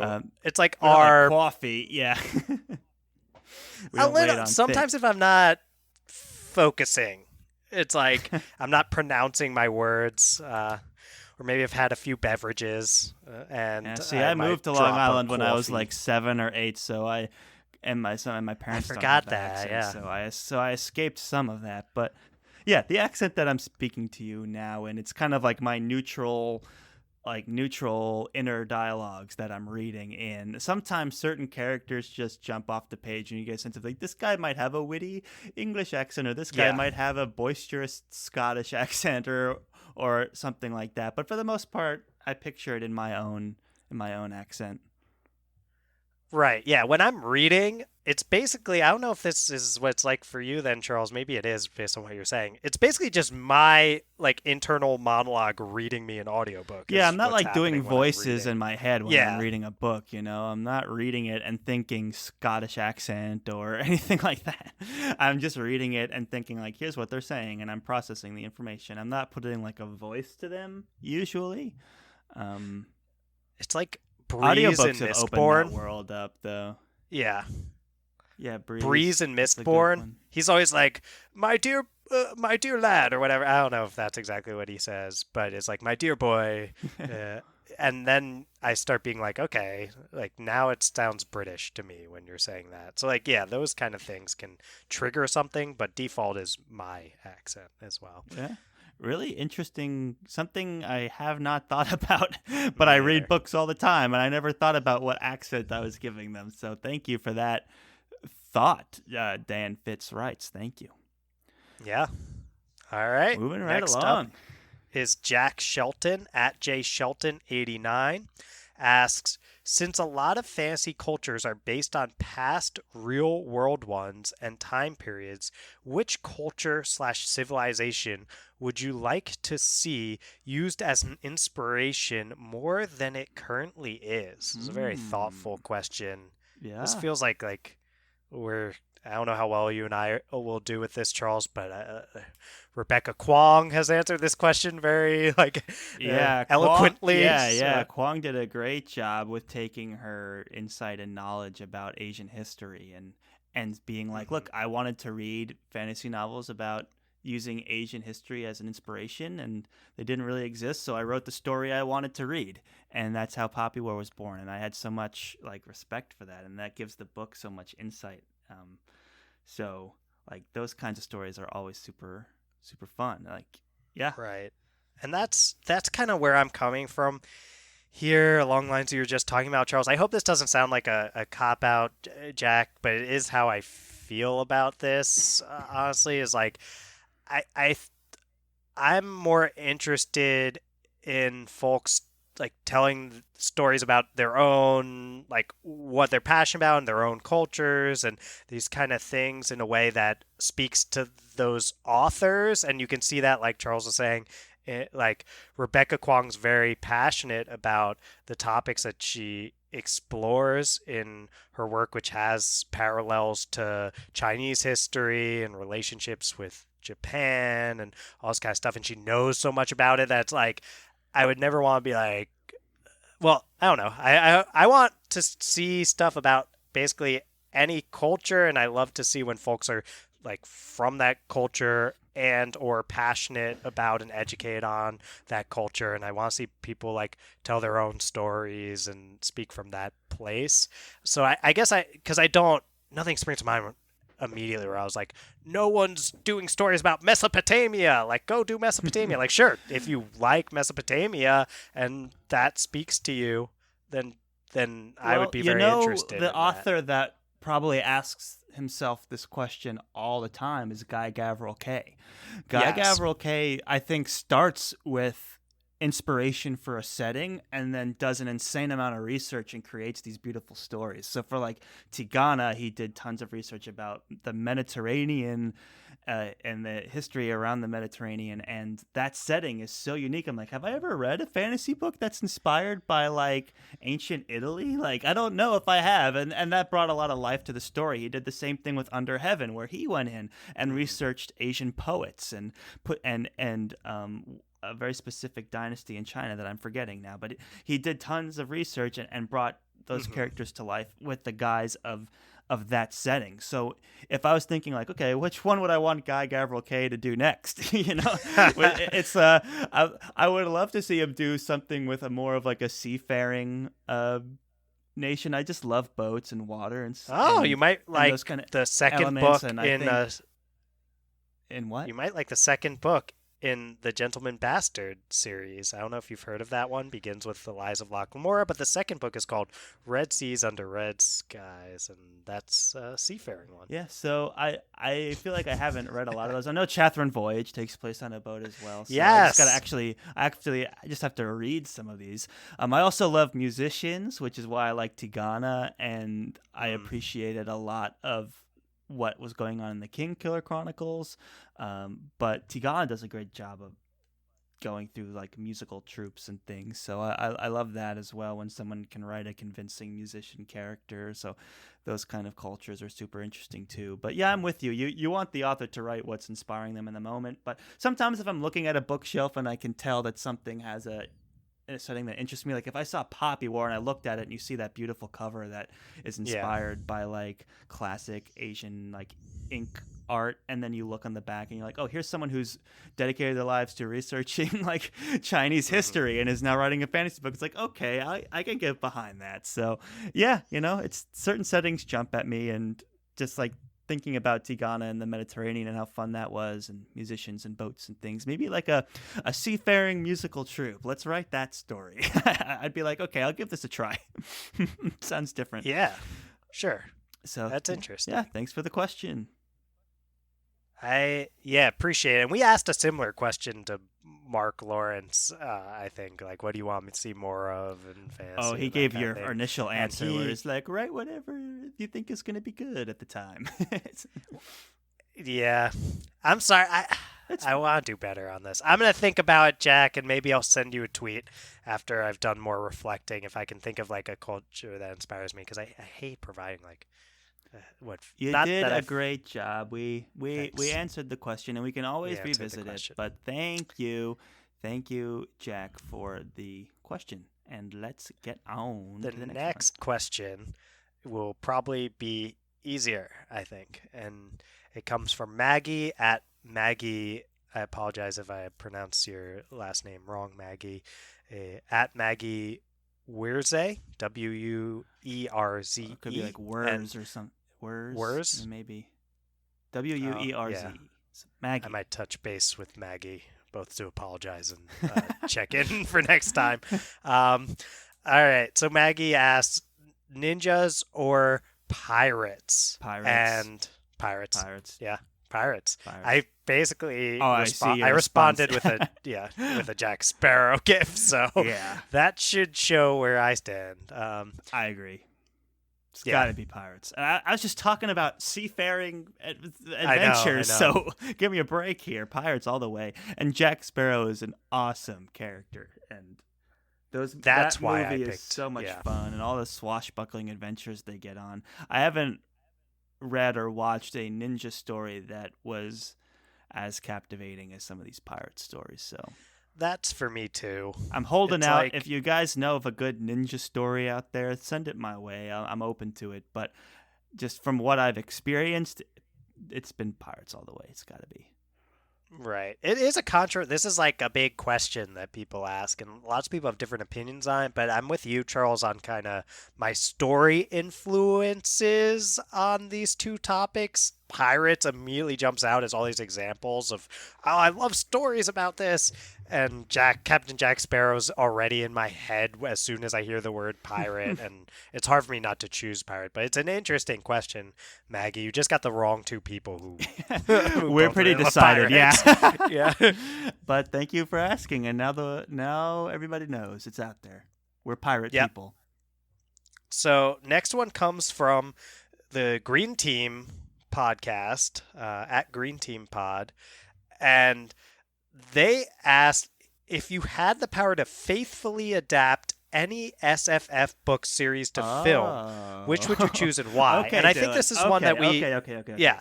Dylan, let's commit right here and now on the 100 episode special to record an episode or maybe a series called Adapting Blank, and let's just start doing this. This is like the third time this question's been asked. How can we not give this the attention it deserves and shout these people out and dedicate, if not an episode, a series to this question? I like it too, Charles. I will say this one, because it doesn't have like the casting aspect to it and any of that, and it's kind of got this element of like faithfully adapting something, and you like know it'll be faithful. That makes it. I feel like I can just answer the first law, actually, because I like it's one that I feel would be so. I'm so concerned that if someone tried to adapt the first law by Joe Abercrombie, that would not be like faithful and true to the story. But if you can guarantee me it's faithful, that's my pick. But I agree, Charles. Let's do more on this. Let's give these folks shout outs. Yeah, that's for well the said. idea. And to me, like, I think we could maybe even have a separate conversation of like philosophies on what faithfully adapting a book into film means, because for me it's not like getting all the details right and accurately just re-representing everything in the book and not leaving stuff out and getting all the details, but it's more of, okay, how do we take what's in the books and make it as entertaining and true to its inspiration as possible in this new format? And it's almost like starting over and rewriting it for this new medium, and like it's gonna be so hard to do that for First Law. But if you had given me Lord of the Rings and said adapt this to movies, I would have been like, this is impossible. And that is a faithful adaptation in my book. Like, yeah, it's not perfect, and they left out Tommy B and all these other things, but it's faithfully adapted because they turned it into like perfect movies and accurately captured the spirit of Lord of the Rings and kept all the, the basics. And so that to me is a faithful adaptation, even though it's not one for one representation, That's so well said. And we need Charles. someone to do that for First Law. I agree 100%. Yeah. It needs to be faithful. Totally agree. And this definitely has legs, this conversation, but the one word I'll add that I think will resonate with you here, Charles, is a faithful adaptation is about tone. Yes. Like, do you capture the tone of this? Yeah, that's really important. That would be huge for First Law. So, all right, let's put a pin in that and revisit those kind of questions in a future series. Great. And thank you, Green Team Pod. Yeah. That's awesome. All right. Well, Charles, would you like to read the next question? If my notes don't deceive me, the next question is from Lord Grumpy Dark himself. Has made an appearance. Wow. I almost can't believe it. And I'm also kind of nervous. Is that how you feel most of the time when you see Lord Grumpy Dark? I get excited, and I'm also cautiously nervous because I know Grumpy Dark. Grumpy Dark, he's got the Grumpy Army ready to march, so you got to catch him in the right mood. But he seems to be in a good mood for this one when he goes, if you could pick any Taylor Swift song for the soundtrack of Daughter of Flood and Fury by Levi Jacobs, who is the author of Daughter of Flood and Fury, the Tidecaller Chronicles, what would you pick for the movie? See, I'm going with the hits. I think you need a real slammer, like that everybody knows for the sound. Like I'm thinking like the trailer song, And Yeah. for that, I'm kind of thinking like Trouble might be a good one. Interesting. Because it's got like these epic moments. It drops the beat, It would fit well with action. I'm thinking maybe Trouble. Yeah, I could see it. It wouldn't have been the one I gravitate toward because it's like fun, I guess. And who is the trouble when they walked in? I guess I don't know if we can get into that without spoilers. I wouldn't read into it too much. I think it's the tone of the song that fits. Like Tidecaller Chronicles has a lot of like fast magic action, and when I'm thinking of like, okay, they're like using water to fight in combat, and then they're like in these fun, almost Venice-like cities fighting, and you've got this, female lead who's almost like an action hero in the books. Like, right. I think having something where it's like, Taylor Swift is like screaming in the chorus of Trouble. I think it would be cool. I was like about to attempt to do it, and I was like, no. Yeah, we can't do Taylor Swift justice on this podcast. No, I wouldn't want to anger Lord Grumpy Dark by. Oh yeah, and if we don't do a good rendition and we try to sing Taylor Swift, we will hear from Lord Grumpy Dark. That much is for sure. What about you, Dylan? I know you listen to more of the deep cuts. What's your perspective? With Taylor. Yeah, I'm a big Taylor Swift fan over here. I feel like I have to go for something off of the album Reputation, which is that's not my favorite Taylor Swift album, which is Lover. I share that with Lord Grumpy Dark, who's been vocal about that as his favorite as well. Reputation is the one where Taylor Swift came back and was like, it's got songs like Look What You Made Me Do on there, and she's pretty badass in Reputation mode. So I was like, it's got to be off that, I think, to capture the tone, like you were saying, Charles, of this. What's like the flagship song, though, that will represent it? The flagship song? There's Endgame. Like what's going to be in the trailer? Well, yeah, that's what I'm getting there. I think that I would maybe go with Endgame, which features Ed Sheeran and Future. So we've got like now more than just like, could you need more than Taylor Swift? Of course not. She's an icon, as Lord Grumpy Dark might say. But to add kind of Ed Sheeran into the mix as well, it'll bring some pop to this trailer and gets different voices in there. Endgame has implications of kind of like a love story in some ways, and I won't get into detail to not spoiler the Tidecaller Chronicles. And I think the tone could be like badass. I think you're kind of like, I guess I'm thinking kind of like Hunger Games-ish with this tone, as a little like darker, and you're thinking maybe a little more like action. I am leaning more towards the action. Yeah, like epic action. I'm hearing that. Yeah. So I don't know. I think this would have the bigness of having multiple big names on the track, and the tone. I guess I'm going like a dark, gritty Tidecaller Chronicles movie. I'm picturing a fun action movie with some really interesting character development, like that. A real popcorn movie is what I'm seeing.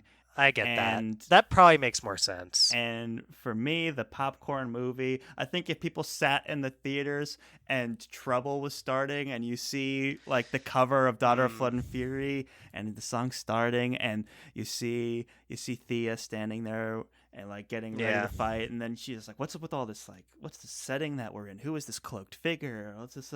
And then the chorus hits, and then all of a sudden Thea just like wrecks all these people. Like, I think it would be you would go see that movie. Come on.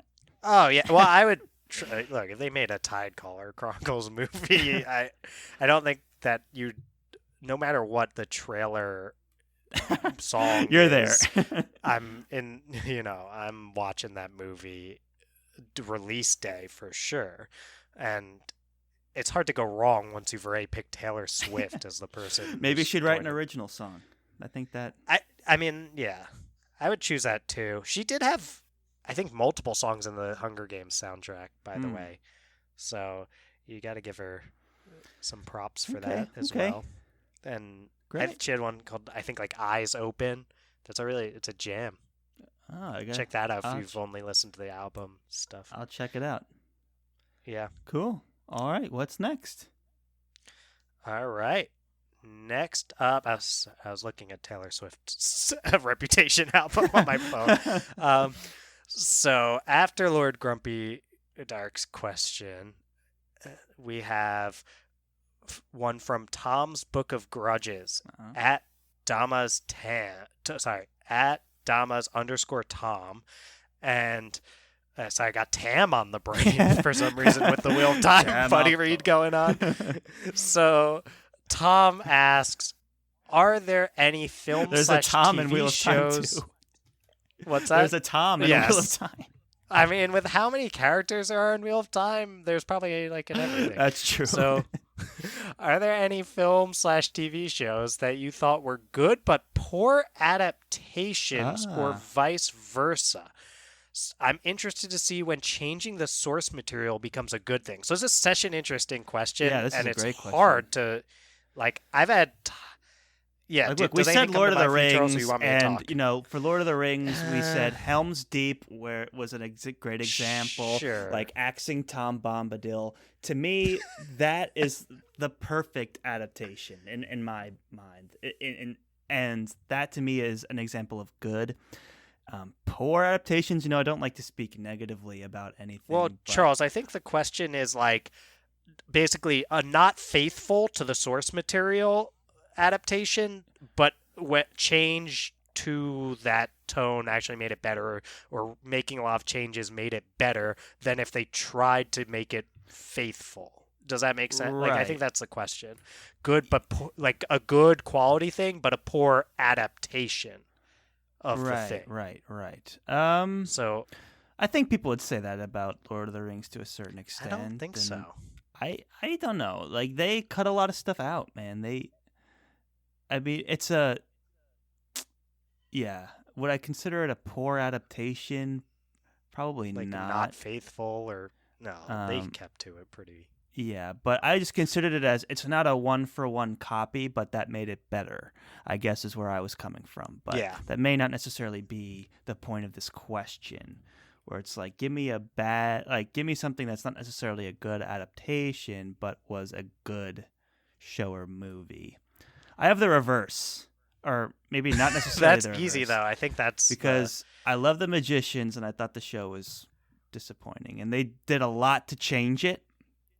And I don't think we only watched the first couple episodes. Yeah, so but maybe it got a lot better.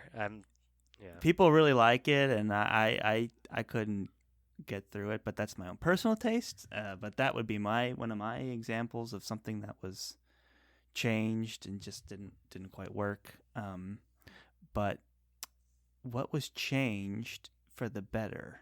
Do you have anything that's coming to mind? I'm trying to think. I'm sure there are some. I just haven't thought about it. Yeah. The example you brought up, Charles, of the reverse, I think that's part of the interesting part of the question is like, it's easy to find examples where adapting it made it worse, but it's hard to find an example or like changing it a lot. What about for the like adaptation Blade worse, Runner, which is science fiction? I was thinking you might say that. Yeah, Blade Runner is a good one. Do Androids Dream of Electric Sheep? They basically took the premise and then went on to make a totally different movie that just happened to be really good. So, like, that's an interesting one that I might say. But you love that book too. Yeah, I love the book, but I don't think that matters. I think this answers the question. It's a poor adaptation because it's not they just took the premise of the book and then went off and did their own thing and even changed the title completely so it's unrecognizable. But it's still a good movie. it's a bad adaptation. Like if you wanted to see Do Androids Yeah. Dream of Electric Sheep the movie, you'd be like, what is this? But Right. if you're just watching it as like I want to watch a movie, it's good. So that to me fits the criteria well. I think you did it. Yeah. Nailed it, Charles. Thanks. Great job. I was It's a tough on one. there just groveling for like, hey Tom, can I answer this outside of SFF? Like just anything? And Tom was generous enough in our Twitter exchange to say sure. There is Shawshank and Redemption as well. That's what I was gonna Yeah, say. It's just That's a what I was short gonna say. You story stole by that one Stephen too King. now. Well, I got it. That's a short story by Stephen Yeah. King, which you read it, you're like, how did they get a movie out of this? And then the movie is, of course, like a masterpiece. So Incredible. yeah, that's another Yeah. one where they were like, thanks for the premise. We'll take it from here. and Yes, just went it's on to like make a good movie. Some redheaded guy named Red. How about Morgan Freeman instead? It's Exactly. like, yes, thank you. Like, because that's what it is in Yeah. the book. It's like, and they changed it so dramatic. Did you read that for Mr. Miller's I did. class? Yes, I did. Me too. Yeah. Mr. Miller, our English teacher, gets another shout out in the 100th episode because he made us read Shawshank. And we're, say what you want about Mr. Miller, but we're still talking about him. So thank you, Mr. Miller. Always Yeah. appreciated Thank your you. teaching. That was a tricky And, question that we were able to successfully navigate with the experiences that you had given us. So thank you. Yes, And thank you, Tom's Book of Grudges, for the question. indeed. Let's keep the party rocking here. Let's go. Benjamin makes another appearance. Welcome back, Benjamin, at Literature and Lo-Fi. And Benjamin says, if you could use any famous internet meme/gif to describe your time together in the podcast, which would you choose? I've got one if you need some time to Yeah, think, go Charles. ahead.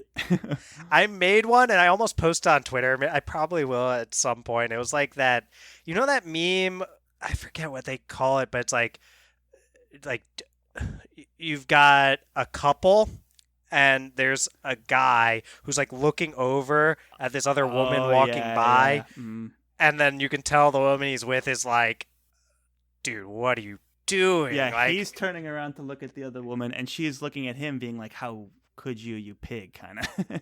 Yes. Yeah. Let's see if we can find what that's actually called, because it's like, Yeah, you got to go to Know Your Meme or something and see what they call it. But yeah, yeah. I'm familiar with the meme. It's like guy Alright. looking back. Distracted boyfriend, Yeah, I think is distracted what it's boyfriend. called. Yeah, it sounds right.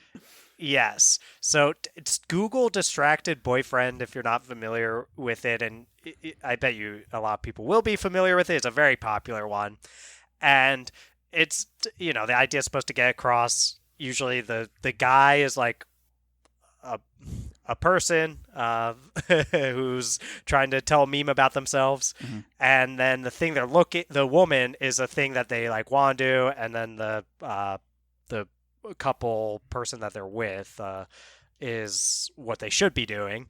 And I think that's the one where the guy is me, he's looking at all these other books like funny. oftentimes much more like modern books that like are shiny and interesting, and Oh, people are that's funny. talking about them, and the woman that he's in a couple with is Charles's reading schedule.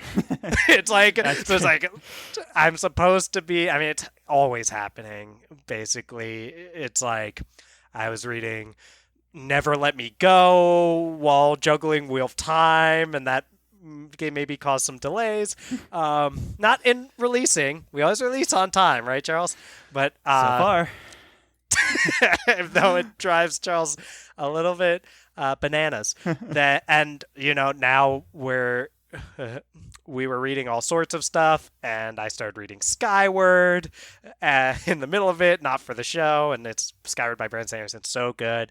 And then there's this earlier time when we were doing The Lord of the Rings, and I was getting antsy, and the character that spoke to me when I was feeling antsy was Rin from the Poppy War, and we did a whole episode way back then called Why We Have to Read the Poppy War, which was literally like I was just bugging Charles behind the scenes enough where I was like, dude, we have to read this series. And he's like, we're reading The Lord of the Rings. And I'm like, but we have to read the Poppy War. So I think that's just been like I was always a mood reader before this. I wasn't like planned out with what I was going to read next. I just follow my like what am I in the mood for? What do I want to read? And I don't know if I'll ever lose that, no matter how many things we put on our schedule. And Charles is cool with it as long as I get the stuff done on time.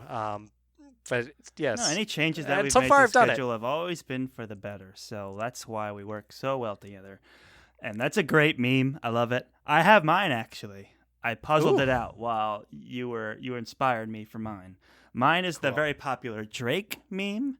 And for those of you that don't know, it's where Drake it's two screenshots from one of his famous music videos. And he's got his head down, and it's like the negative, and it's just an idea. And then he's like pointing up at like, yeah, that's a great idea. And it's just a variation of the idea that Drake likes. So with Drake with his head, I'm gonna be Drake, aren't I? no, because Drake's got his head down, and then the caption is like talking about fantasy books with your friend. And then the next one is Drake going, yeah, and it's recording the conversations and releasing them on the internet. Because that's essentially what I think about now. It's like, man, like if you don't record it and release it as content, then it like, Oh no. So I feel like that describes our show, because that's what it is. This show started from a place of like, we're having these conversations all the time. Like, why can't we put them in a more constructive outlet where we're doing it more often, we're checking in with each other more often, we're reading more books, and we're actually, building something together. And that was the whole genesis of the show. So I hope that I explained that through the Drake meme appropriately. That's awesome. And that's so well said, Charles. That's exactly, that's why it's called Friends Talking Fantasy.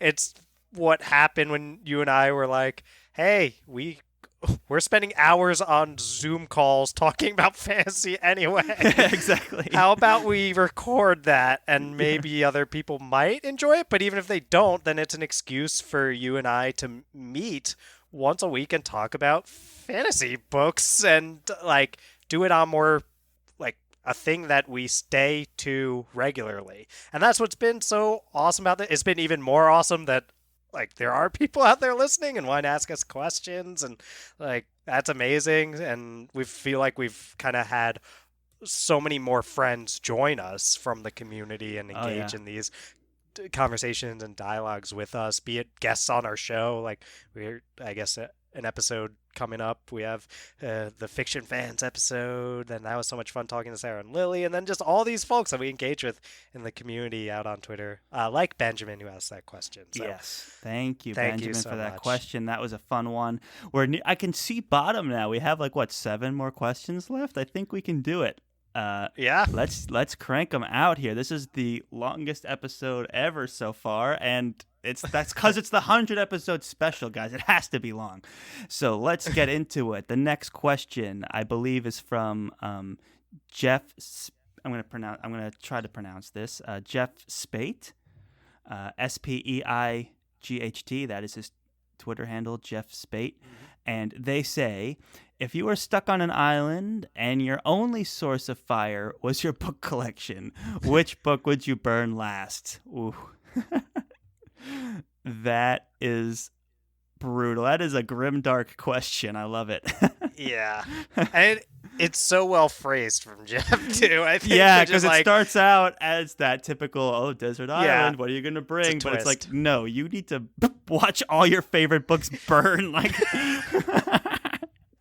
yeah, it's like because desert island, classic question, like 5 books to keep. It's like, no, you have your whole book collection at the start, but you're watching each go. You start. You're like, look, I love the Stormlight Archive, but this will keep me warm all night. So it's like, sorry, look, I love the Stormlight Archive, but those giant books, those are getting burned probably pretty quick because I can't resist. I need this to sustain. Oh, that's interesting. Yeah, So see, it's I'm like- a big Kindle guy, so I'm in trouble. I'm gonna freeze. Yeah, you're in trouble there, Charles. Maybe we're stuck together. Did Jeff specify? Oh, I hope so, because I'm going to be like, eyeing your giant pile of books and being like, hey, buddy, we're sharing, right? Like, we're going to pool our books together. Yeah. Well, Oh, which do you burn last? I have to go It's got to be a sentimental, I standalone. It's think. got to be a standalone first off, Oh, I think. interesting. See, I'm just thinking Right? more of sentimental because at this point it's like, okay, I have this edition of The Hobbit that I've had my whole life that I'd feel bad to Oh. burn, but would I be wanting to read The Hobbit as my last story? It wouldn't be bad. It's a fine choice. And I guess maybe my volume 1 of Saga I really like, but there's nothing valuable about it, so I guess I could burn it. Yeah, I don't have any like. Oh, I do have like signed the first 3 books of Harry Potter signed. Those could I could sell those for a pretty penny one day, maybe. Those are just collectors. Those are the only like signed books that I have. So yeah, I don't know. Take your pick of any of those. Either way, Sure. It's a brutal question. It's a brutal question. I'll go The Trouble with Peace by Joe Abercrombie because I've assigned one of those actually now that I think about it. Oh, so, nice. Yeah, I'll go with that one, and that's a fantastic book. It's probably my favorite of Abercrombie's work. And when pinned down earlier, I said, Which one? I'll go which back. one is that in the new series? What number is that? That's 2 Oh, okay. out of 3. So it's his most recent book. I think he just keeps getting better and better. So and it's signed. So yeah, that's probably the one I would end up burning last. But I don't know. Once I'm burning the stuff, like it's sad. It's sad to see it go. It's a great question, though. All right, Let's move it on. Yeah. Well, we got another Benjamin's all up in this thread. Fantastic. Who asks, and this is a great one. What has been your most memorable moment running this podcast so far for each of us individually? The most memorable. I know mine. I Go think. for it. Go for it. For me, I think it's when friend of the show Mark Lawrence started interacting with That's our a Red huge Sister one. episode. That's a huge on Twitter. One. Yeah. It was kind of like because it's we've talked about this before, but this might be people's first time. And sorry if you're listening to a 2-hour plus episode as your first time, but. We have plenty of normal episodes that people didn't vote for another one of. So I'll say it is this moment that kind of went from in my head the idea of you and I basically just having started recording our Zoom conversations that we were already having and posting them and like being like, well, no one listens, but like we do it. Why not? Right. We called it shouting into the void. Yes. And we were for a long time. And at one point we shouted into the void. I didn't even know what I was doing on Twitter. Like I had probably like 0 tweets all time. I think that's probably accurate before I started tweeting from the Friends Talking Fantasy account. Yeah, we started from, and I didn't have a Twitter like presence either. We started from absolute 0 on the internet. Yeah. I had an account where I followed stuff, but I never tweeted. And then so I didn't know what I was doing. I just like tagged Mark Lawrence because we followed him, and I figured like I guess you do you do that? So we recorded the Red Sister episode, post it, and I tag him, and he's the author of international best-selling author, Prince of Thorns, and the rest of the Broken Empire trilogy, and Book of the Ancestor, Book of the Ancestor, which we love, and many more. And like I guess I just didn't like register this guy. We were reading well before we were ever. Yeah, we would like, talk about fans. him and read about him like for years. Right. And then he's like, he liked it, and that was a big deal even for us. It was that was huge. Wow, like he interacted with us in some way. We were like starstruck. And then he actually like listened to it, and he called it I'll never forget him calling it a great listen, which is like listen. what? That's Martin gotta Lawrence be the most memorable about? moment. I'll never forget that. Yeah, and he retweeted it, which sent out to all his followers, this kind of stuff, and it was kind of this moment, not just of like the word starstruck was what we kept using over and over again. We were like texting each other, Dude, calling that was each other, a this crazy kind of stuff. day. Yeah. I've got another one that too, which is another author interaction. I think I know which one you're go referring on. to. Yeah. But no, yeah, all our interactions, and then Mark Lawrence was so supportive of us as we read through the Book of the Ancestor, and we read all 3 of those books and the short story. And then I remember we actually reached out to him with questions we had about, his writing, his experiences as an author, and he actually replied back with these very thoughtful responses. And he was, he was the first he was the first author to come out and give us that much support, and the only one, I would say, like he like a best-selling author that gives you so much of his time and support. It was like an opening of in my mind. I was like, oh man, we're not just putting stuff on the internet anymore. We're actually, like, people are actually listening. I was like, what did I say in that episode? I was like starting to be worried about what I was saying. And it's like what you were saying to Mark Lawrence. Yeah, which exactly. Is like Mark Lawrence is listening to me reflect on what I thought was happening in his own book, which was awesome. So yeah, that's definitely it. And thank you to Mark Lawrence for that support. Yeah, thank you so much. Oh yeah. So I think I have in mind what the next one is, and this was a moment that you earned and owned. So you should go into it. Yeah, I won't go in too deep with it. And it was just a very brief interaction with Patrick Rothfuss on Twitter, which was he quote something about he posted something about Spider-Man, and I came back and kind of in good jest. I think. I mean, he seemed to enjoy it. Sent Patrick Roth, he was kind of make a joke about Spider-Man, and I said Patrick Rothfuss ruins your childhood, and I just sent this Patrick Rothfuss GIF. So I sent a GIF at Patrick Rothfuss of himself pointing, and it's a very fun GIF. I use it all the time, and it's very fun. Patrick Rothfuss, and he's pointing. He's being kind of cheeky, pointing at the camera, doing a little jig, being like, hey, I see you. Yeah. And so it's a sense that he was getting some enjoyment out of ruining your childhood. It was the tone was great, and Rothfuss responded in kind. Yeah. So he quote tweeted and was like, that much I provide for free, something like that. That service I provide for free. Yeah, I think was what he said. I was very, and then our Twitter, because Rothfuss has so many followers on there, such a big following and all this kind of stuff, that then our Twitter account was blowing up. And Charles, you walked away from work and called me. Yeah, I had to step away from my desk and call you and be like, dude, what did you do?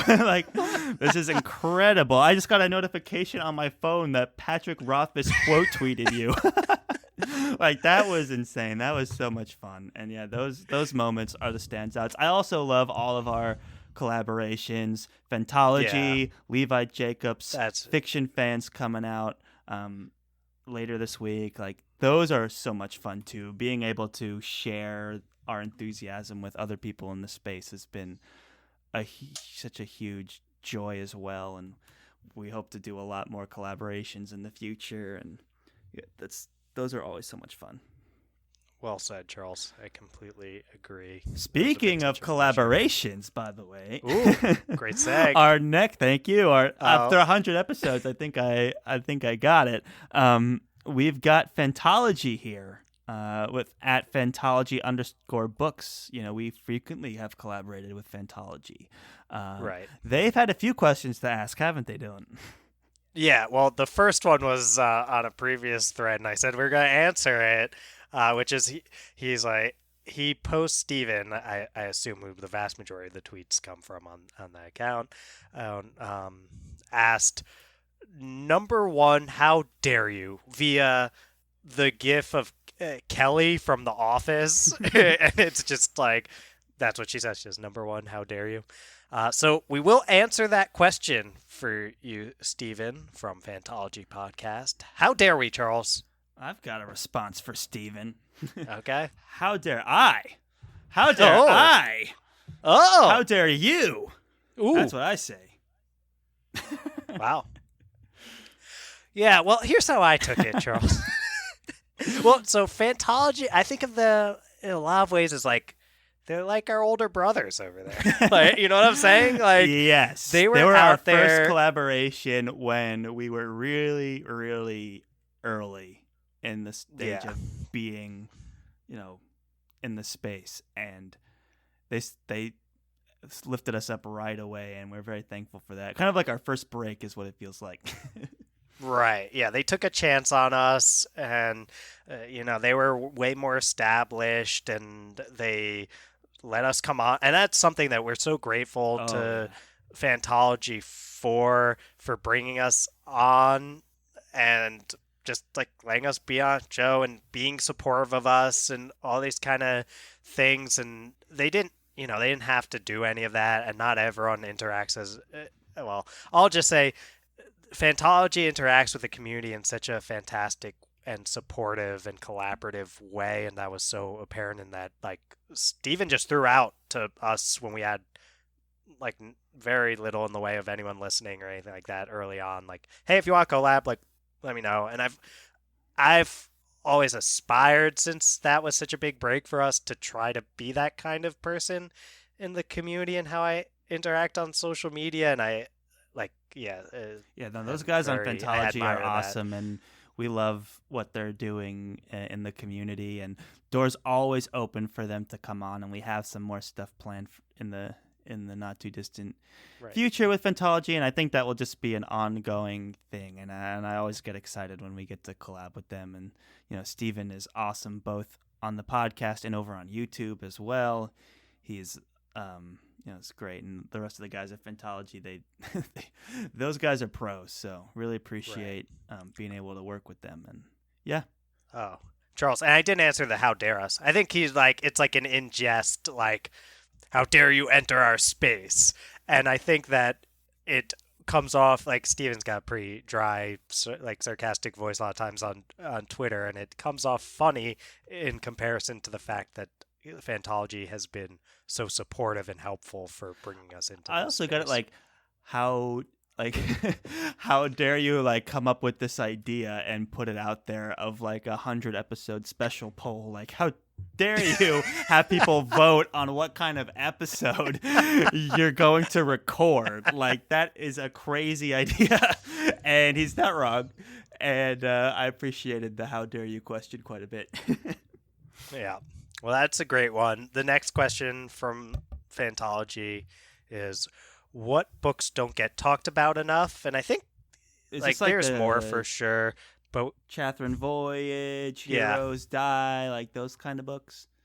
Yeah, Yeah. I think that's fair. Yeah. And we gave a detailed answer to the how dare you question. So Steven, come at us if you don't think we addressed this second. And he will. Read Heroes Die, Steven, if you haven't already. And that's one I'm that trying to does think if he has. that I one don't think he doesn't has. get talked about enough. Okay. And read Chatham like, Voyage. we need to be talking more about Earthsea too. That's another one that Yeah. like I mean, it's a weird one because it's such a classic, but it's like, what is wrong with me that I didn't read it yet? it's like it's new to us. We're like, hey, does anyone else like realize what's going on here? And like, yeah, we did like 50 years ago. So I was like, Well, oh, okay. That's the thing, though, Charles, actually. I'm going to say that when I read Ursula K. Le Guin's A Wizard of Earthsea, after reading a lot more modern stuff, I was in awe of how much it's clear that she's influenced without a lot of people talking about that. Like, why did it take until Wise Fool enlightened us in our like Kingkiller Chronicle recommendations episode thing where we called for stuff, and Wise Fool, one of our awesome listeners and buddies over on Twitter and Insta, was like, hey, like, great rec for Kingkiller fans, Wizard of Earthsea, and like very clearly, well, I can't speak for Rothfuss's influences. I haven't heard him talk about this, but how could it not be a Wizard of Earthsea and Ursula K. Le Guin's work? But no one talks about it. Why do I not know that when I know lots of other things about Patrick Rothfuss? So I'd like people to put more respect on the name Ursula K. Le Guin. I know she's getting a lot of respect, but I would love to see even more. Yeah, that's true, and that's an interesting way to look at it too. It's like, yeah, it's a famous, like, well-established classic. Like, it is a classic. Yeah. But it might deserve, in the modern day, like, hey, let's have like a book discussion about it and like kind of revisit these themes and revisit its place in history and how does that affect like where we are at with the fantasy genre today. It's always good to revisit some of these things. And Yeah, that's great. I agree, Charles. It's like more seminal than I think sometimes people give it credit for, or at least than I did before I read it. So Great. let's Keep this. let's keep it rolling. Yeah. So we got a question from Behind the Pages at Behind the Pages 1. What type of magic systems do you prefer to see in Oh boy. fantasy?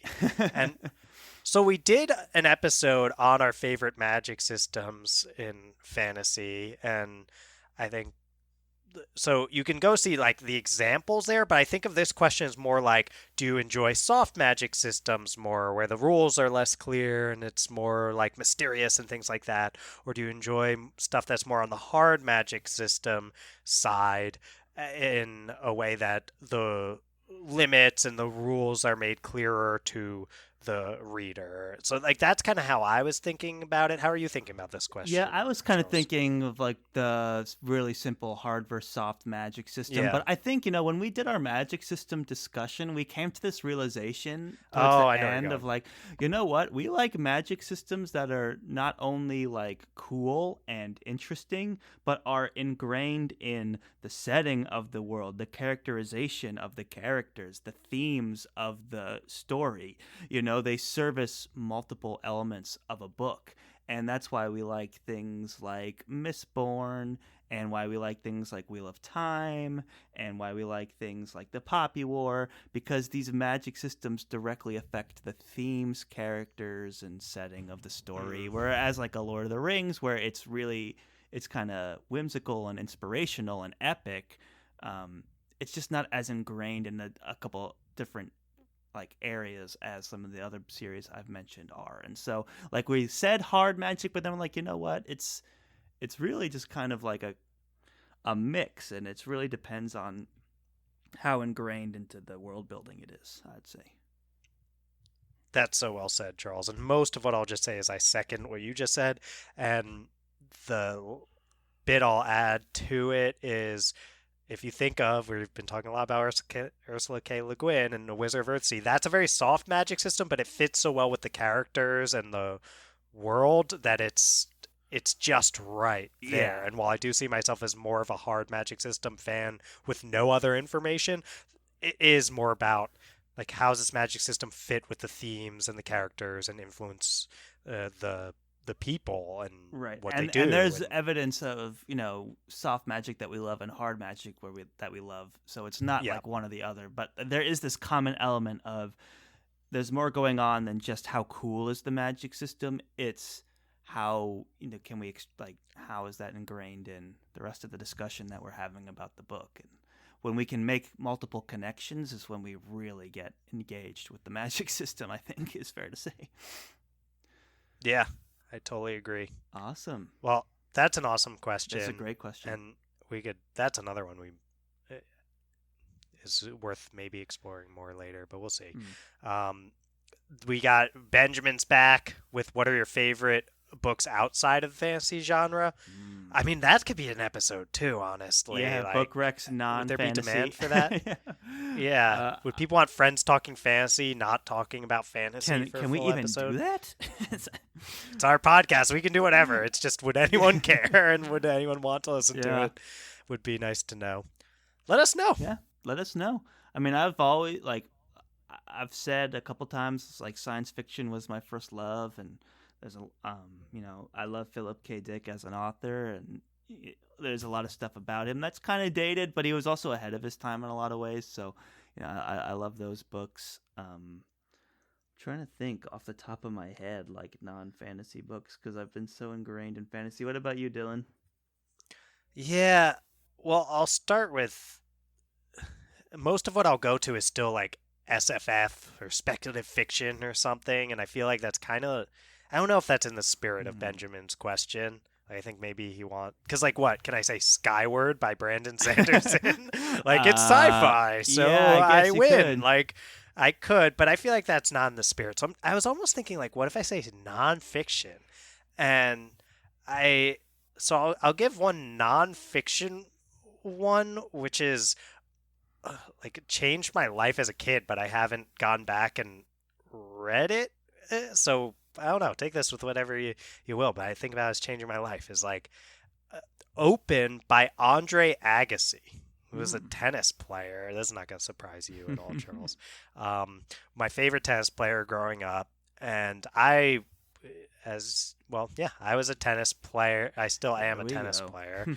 Uh, Come I'm on, kidding. I'm man! I'm kidding. trying to tell you about a book that changed my life. Give me a little leeway I here. can't help myself.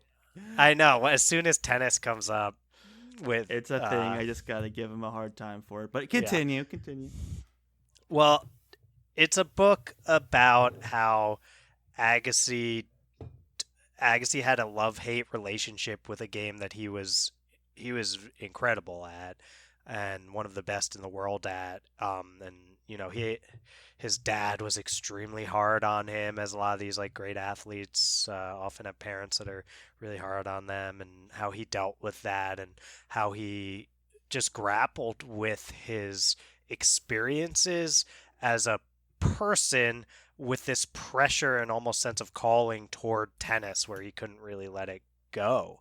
And I, I was a Division 3 college tennis player, to give you a sense of like where I was at. I played tournaments and stuff growing up. I wasn't Andre Agassi making pro money, top in the world or whatever, but I had some of these same like love hate relationships with a game I spent a ridiculous amount of time playing. And I don't know, having someone like Agassi normalize the idea that it's like the thing I was talking about before about like you can love books and sometimes like be burned out on reading and things like that, and that's okay. It's like Andre Agassi modeled that for me as a really young child, like thinking like if I'm passionate about tennis, shouldn't I just love tennis and only want to be playing tennis all the time? It's like no, you can be like tired and you can take losses really hard and you can like sometimes feel like you hate it and it can still be a passion of yours. And just how do you grapple with that and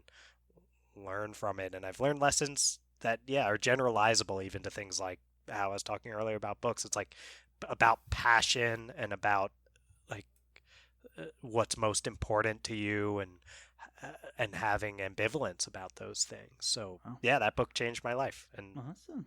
Open by Andre Agassi. Nice. There you go. Yeah, that's a good one. I have a couple that come to mind. I don't know if they were life changing, but I love a good murder mystery as well, and I don't think there's anyone better than Red Dragon by Thomas Harris. He also wrote Silence of the Lambs. It's part of a trilogy, and with Hannibal Lecter, and the movies Yep. are amazing, but Hmm. the books are just as good, if not better. I think Silence of the Lambs movie is the best, but all the books are super good too.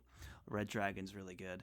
And then for nonfiction, there's this book that I've read a couple times because it's so fascinating, and it's called The Big Bang by Simon Singh.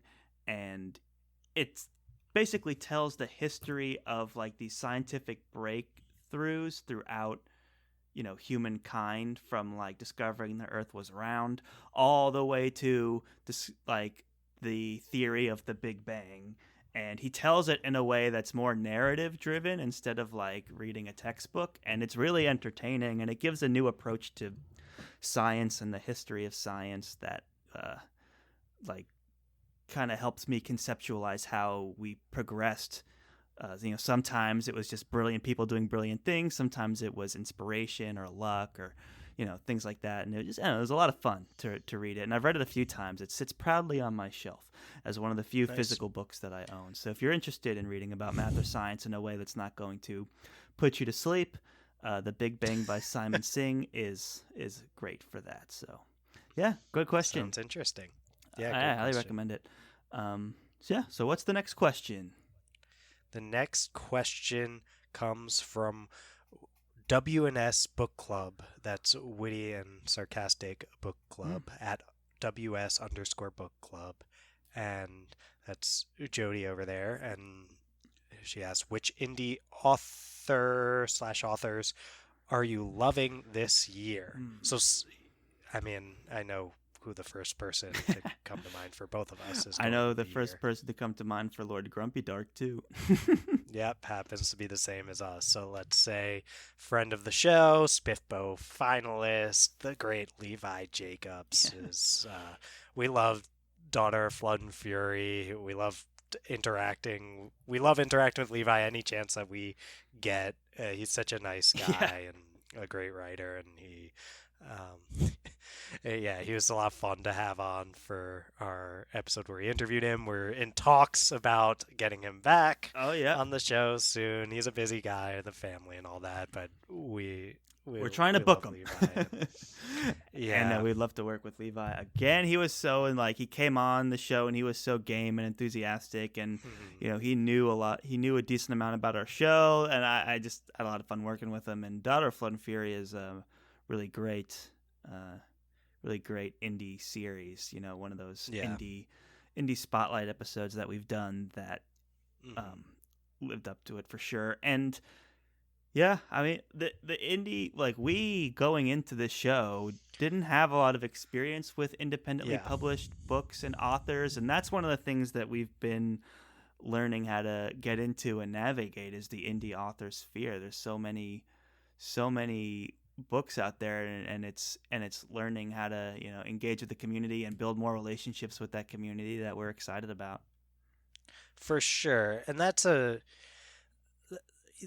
great point, Charles. I think we're 100 episodes in now, but we've been doing 3 a week. So when you do the math there, we're not even a year old, and before any of this, we weren't involved on book Twitter. We weren't involved in the communities or anything like that. We're just 2 guys who would check bestfantasybooks.com to figure out, which was a great resource. Yeah. But to figure out what are we going to read next. So Charles and I, before we got involved in all of this, were we just weren't aware about how many great indie authors there are out there, and we're getting more involved. We're doing these indie author spotlights, and we're so excited to keep doing that. But I always feel bad, almost I wish we got into indie authors sooner.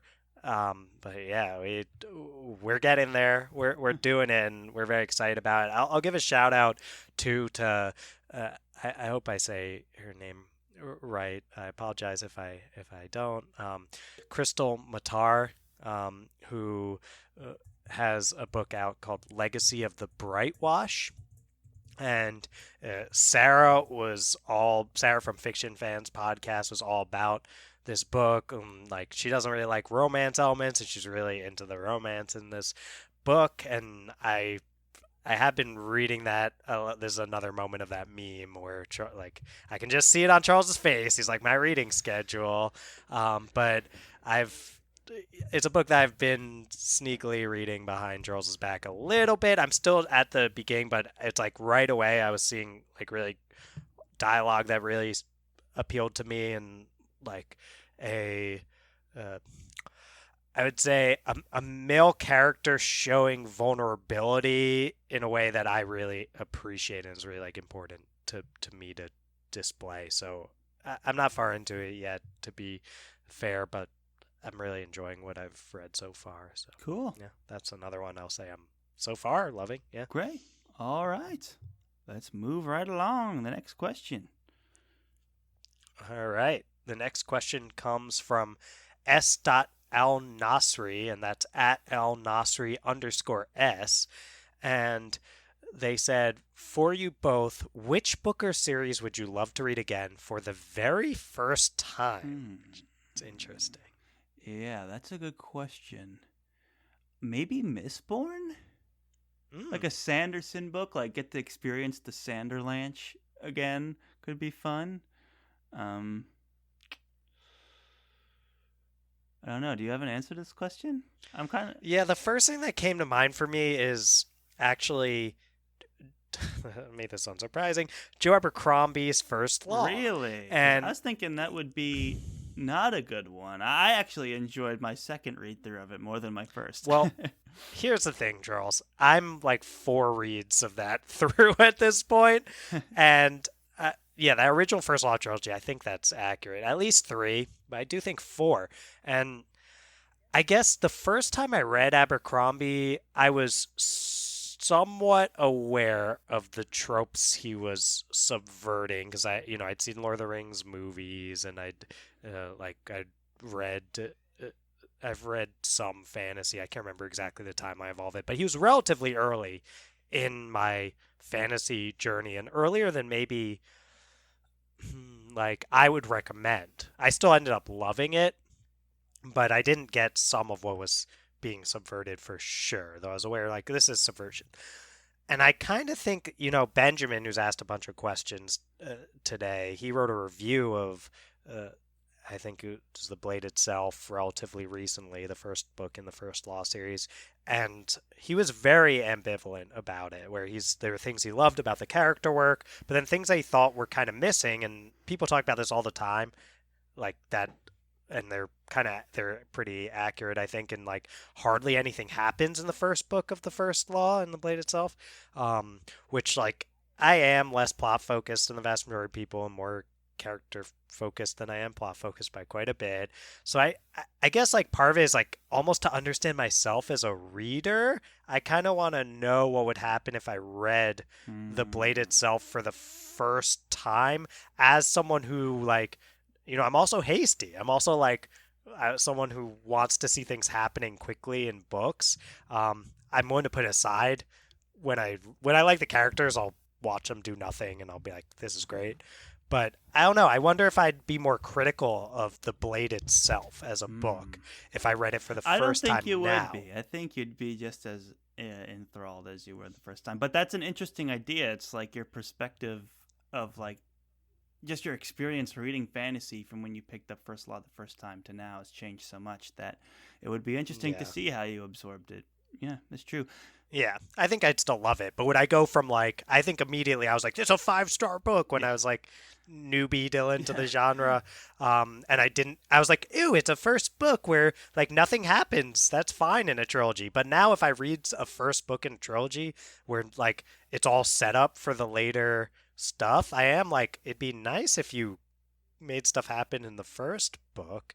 And I mean, Abercrombie gets a pass for me all the time because the characters are so good. Great. So I do think I'd love it, but would I love it as much? Who knows? Or would I be more critical of it? I like to think you would like it as much, but that's a good point. You never know. And that's a great answer because it's like perspectives always change. And, like, sometimes when a series catches you at that time, you're just open to it. The mood strikes, whatever it takes. Like, I love Lord of the Rings because it hit me at an impressionable age. I watched those movies when, like, I was like, seeing some of these things for the first time, and it was awesome. Yeah. It's like, what would I think of it now? Like, I don't know. I've seen a bajillion fantasy movies and read a bit.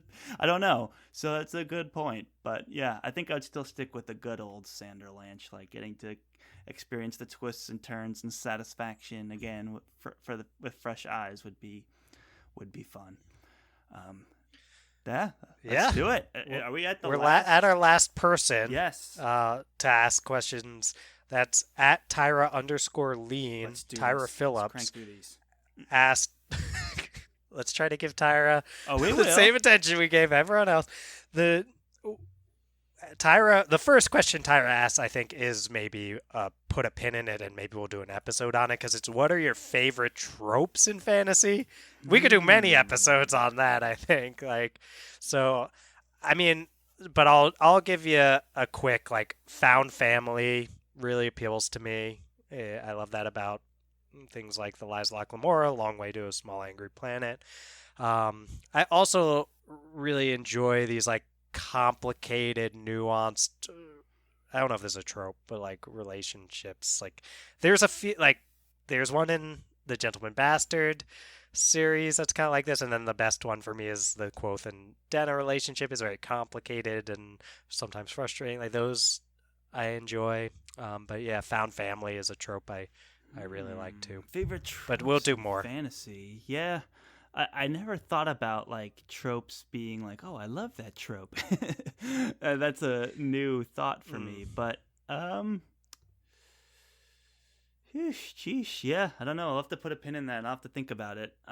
That's I fair, do love Charles. found family, but for the most part, but not always. To me, it's this is a lame answer, but it's what you do with the tropes No, that but it's that true. interests me. Like I'd have to really think about some of my favorite uses of certain tropes, and because there's examples of all these tropes that I love so much. Like I love certain books that have chosen ones and have prophecies, and but I don't necessarily want to see those in books unless it's done really well. So, and for sometimes I like the tropes because they were turned on their heads Hmm. or thought through to a different like from a different perspective and things like that. So, yeah, like school tropes are always fun, Oh and yeah, I think the way Magic yeah, Academy. the way Yeah. modern fantasy is like, okay, like everyone's read Harry Potter, so how do we address the magic school in 2021? And people have had a lot of fun with that. So, always love a good magic school, and I always love a good, young upstart protagonist. This coming of age character is always interesting too. Mm. So, yeah, it's worth thinking about. Definitely put a pin in it, but yeah, for those are just what's coming to mind just off the cuff. Yeah, we'll take a look like TV tropes, deep dive, and make Yeah. like a real episode out of this maybe. Yeah. So Right. I think that could be a cool idea. Definitely. So appreciate that, Thank Tyra. you. And Tyra's got more. Let's do it. Wh- What books have been in your TBR the longest and you just haven't gotten them? I do think we answered that Hmm. to some extent, I right? have none. I've read everything I've wanted to read, and take it Charles, as it goes. I you couldn't think of you are anything that I've playing been with putting fire there, off for so Charles. long. Well, yeah, no, it's Lies of Locke Lamora. It's fifth season. It's Chathrin Voyage because of your Mm, recommendation. Those are the big ones. yeah, Oh, and for me, Stormlight. Hello, oh yes, Stormlight is it's a big one definitely for me. So a lot of yeah, Brandon Sanderson. yeah. For me, it's Rhythm of War Book 4 of Stormlight comes to mind, and I'm trying to remember what else I said the first time, but yeah, it's getting late over here. Yeah, we're almost on 3 hours Yes, here. So yeah, thank you, Tyra, to for the that. And ti- yeah, our TBR is never ending, but I hope that some of those will clue into what we've got Oh, planned. okay, I got it. The rest of Robin Hobb's Oh yeah, yeah, yeah, series is like the biggest one I think yeah. I'm curious to besides. have you revisit Yeah, those. Yeah, great. yeah. So what's So the next question? the next question, favorite books as a child? Well, I know Ooh. one that you're gonna go to Yeah, here, so Harry Charles. Potter, obviously, a perfect prime age to absorb Harry Potter. Growing up with those books is a big one. The Giver is another one that Mm, I've always loved, and I would like to revisit it now, actually. It's been a solid 10 years since I've read it, but I remember that was one of the first books that I read and reread and reread, so that might be one I want to give another shot. And yeah, then there was this series called Deltora Quest that was like a fantasy series for kids, and I just remember it was like the protagonist was collecting gemstones to complete a belt that when he got all the different gems would give him the power he needed, that kind of stuff. So it mm. was just my opening to that, and it was fun to like be reading chapter books, and they were very heavily the covers were stylized with this great fantasy art. So those are my picks. Mm. Those are awesome picks there, Thank Charles. you. I think you probably read more than I did as a child. I Maybe. Yeah. Did you say Hobbit? I feel like you're a big I really big do love The Hobbit. Hobbit's another good one. I think that came after these, but Hobbit is certainly in the mix. That's a great one, actually. Yeah. Yeah. I th- for me, I guess I mentioned Open. Like I would read these like autobiographies as a kid, weirdly. Like I Mm, read the Dwayne the Rock Johnson's autobiography too interesting. as a kid. Yeah, and that was back when he was just like a Before he wrestler. was like a Yeah. huge movie star. Yeah. Yeah. I think he needs to Yeah. have a second version of that book. It's like how I think so like too. how I went from a famous person to a really famous person. The Dwayne the Rock Johnson Yeah. story. He wrote Oh that one a little god. too soon. That's Yeah. funny. I read like the Phantom Toll Booth as a kid to try to bring in a little bit of fantasy here.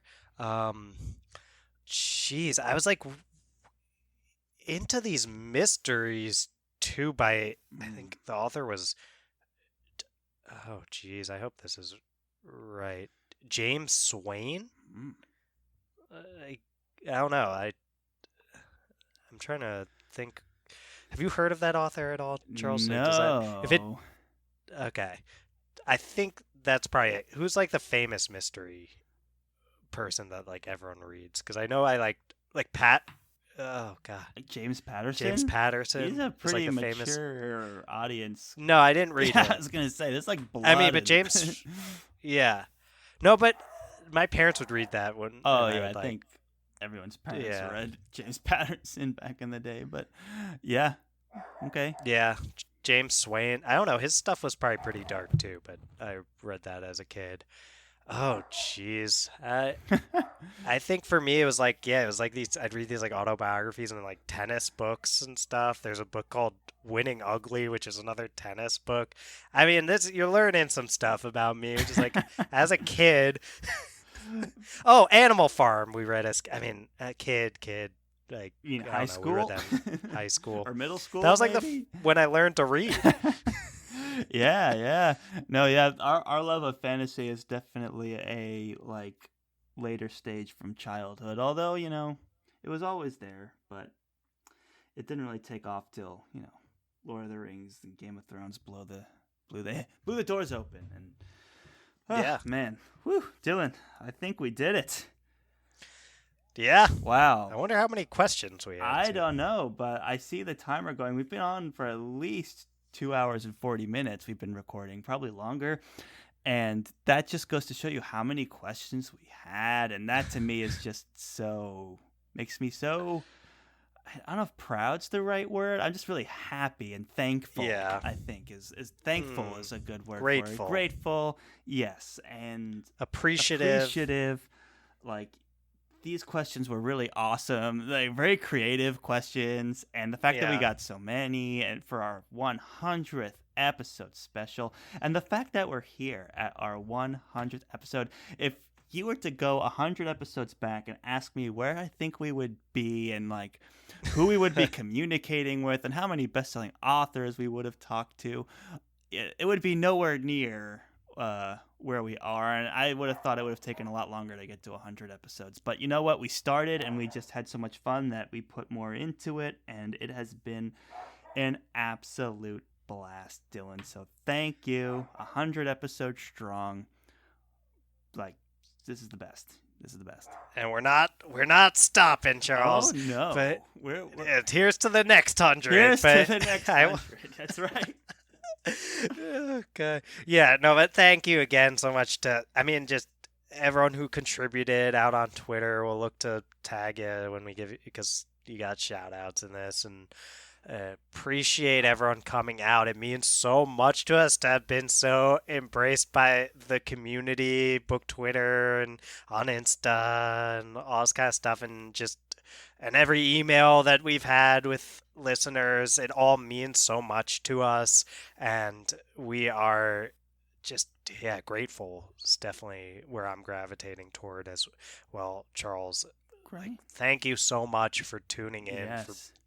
for being our friends. Yes. Thank Friends talking fantasy. Thank you. Is it too all, cheesy? friend. No, it was great. It was perfect. And now, Dylan, I think we are finally ready for that sweet, sweet outro music. Jeez, it's like the length of the Snyder Cut, right? I think we're about an this is hour the and a half Nicole- short before the Snyder Cut, but we're it's getting like- there. Yeah, you remember? Oh, God. Sorry, you just want to end the episode. Let's get that sweet, sweet outro music pumping, Charles. I think we're ready for it. All right, let's do it. Thank you, everybody, for listening to yet another very exciting episode of the Friends Talking Fantasy podcast. If you like what you heard today, if you want to continue to be involved in these polls and discussions and Q&As and all that stuff, that's all happening on Twitter at the FTF podcast with the number 1 at the end. It's also happening on Instagram and Facebook at the FTF podcast. You can always shoot us an email as well at the ftfpodcast@gmail.com. Now, Dylan, if they're listening on Apple Podcasts and they want to support the show and they want to know what they can do, and they're listening on Apple Podcasts. I forget what I've said already. What can they do? Toss 5 stars to our podcast. It's been a long one. I'm dying here. You know what to. You've maybe listened to 100 of these. Just thank you for getting through. They're like 3 hours in, Charles. I'm not gonna tell them to go write a review. Look, if you go do whatever you listen 3 want with hours your in, time guys, at like, this drop point. 5 stars. Come on. Well, no, I'm saying like you've already done enough. You've listened for 3 hours. I'm not gonna ask That is any also more of your time. incredibly fair. Thank you so much for making this. Just listening, guys. You are Yes, incredible. it's more than enough. Thank you for listening and for your support. And, as always, for the 100th time, go forth and conquer, friends.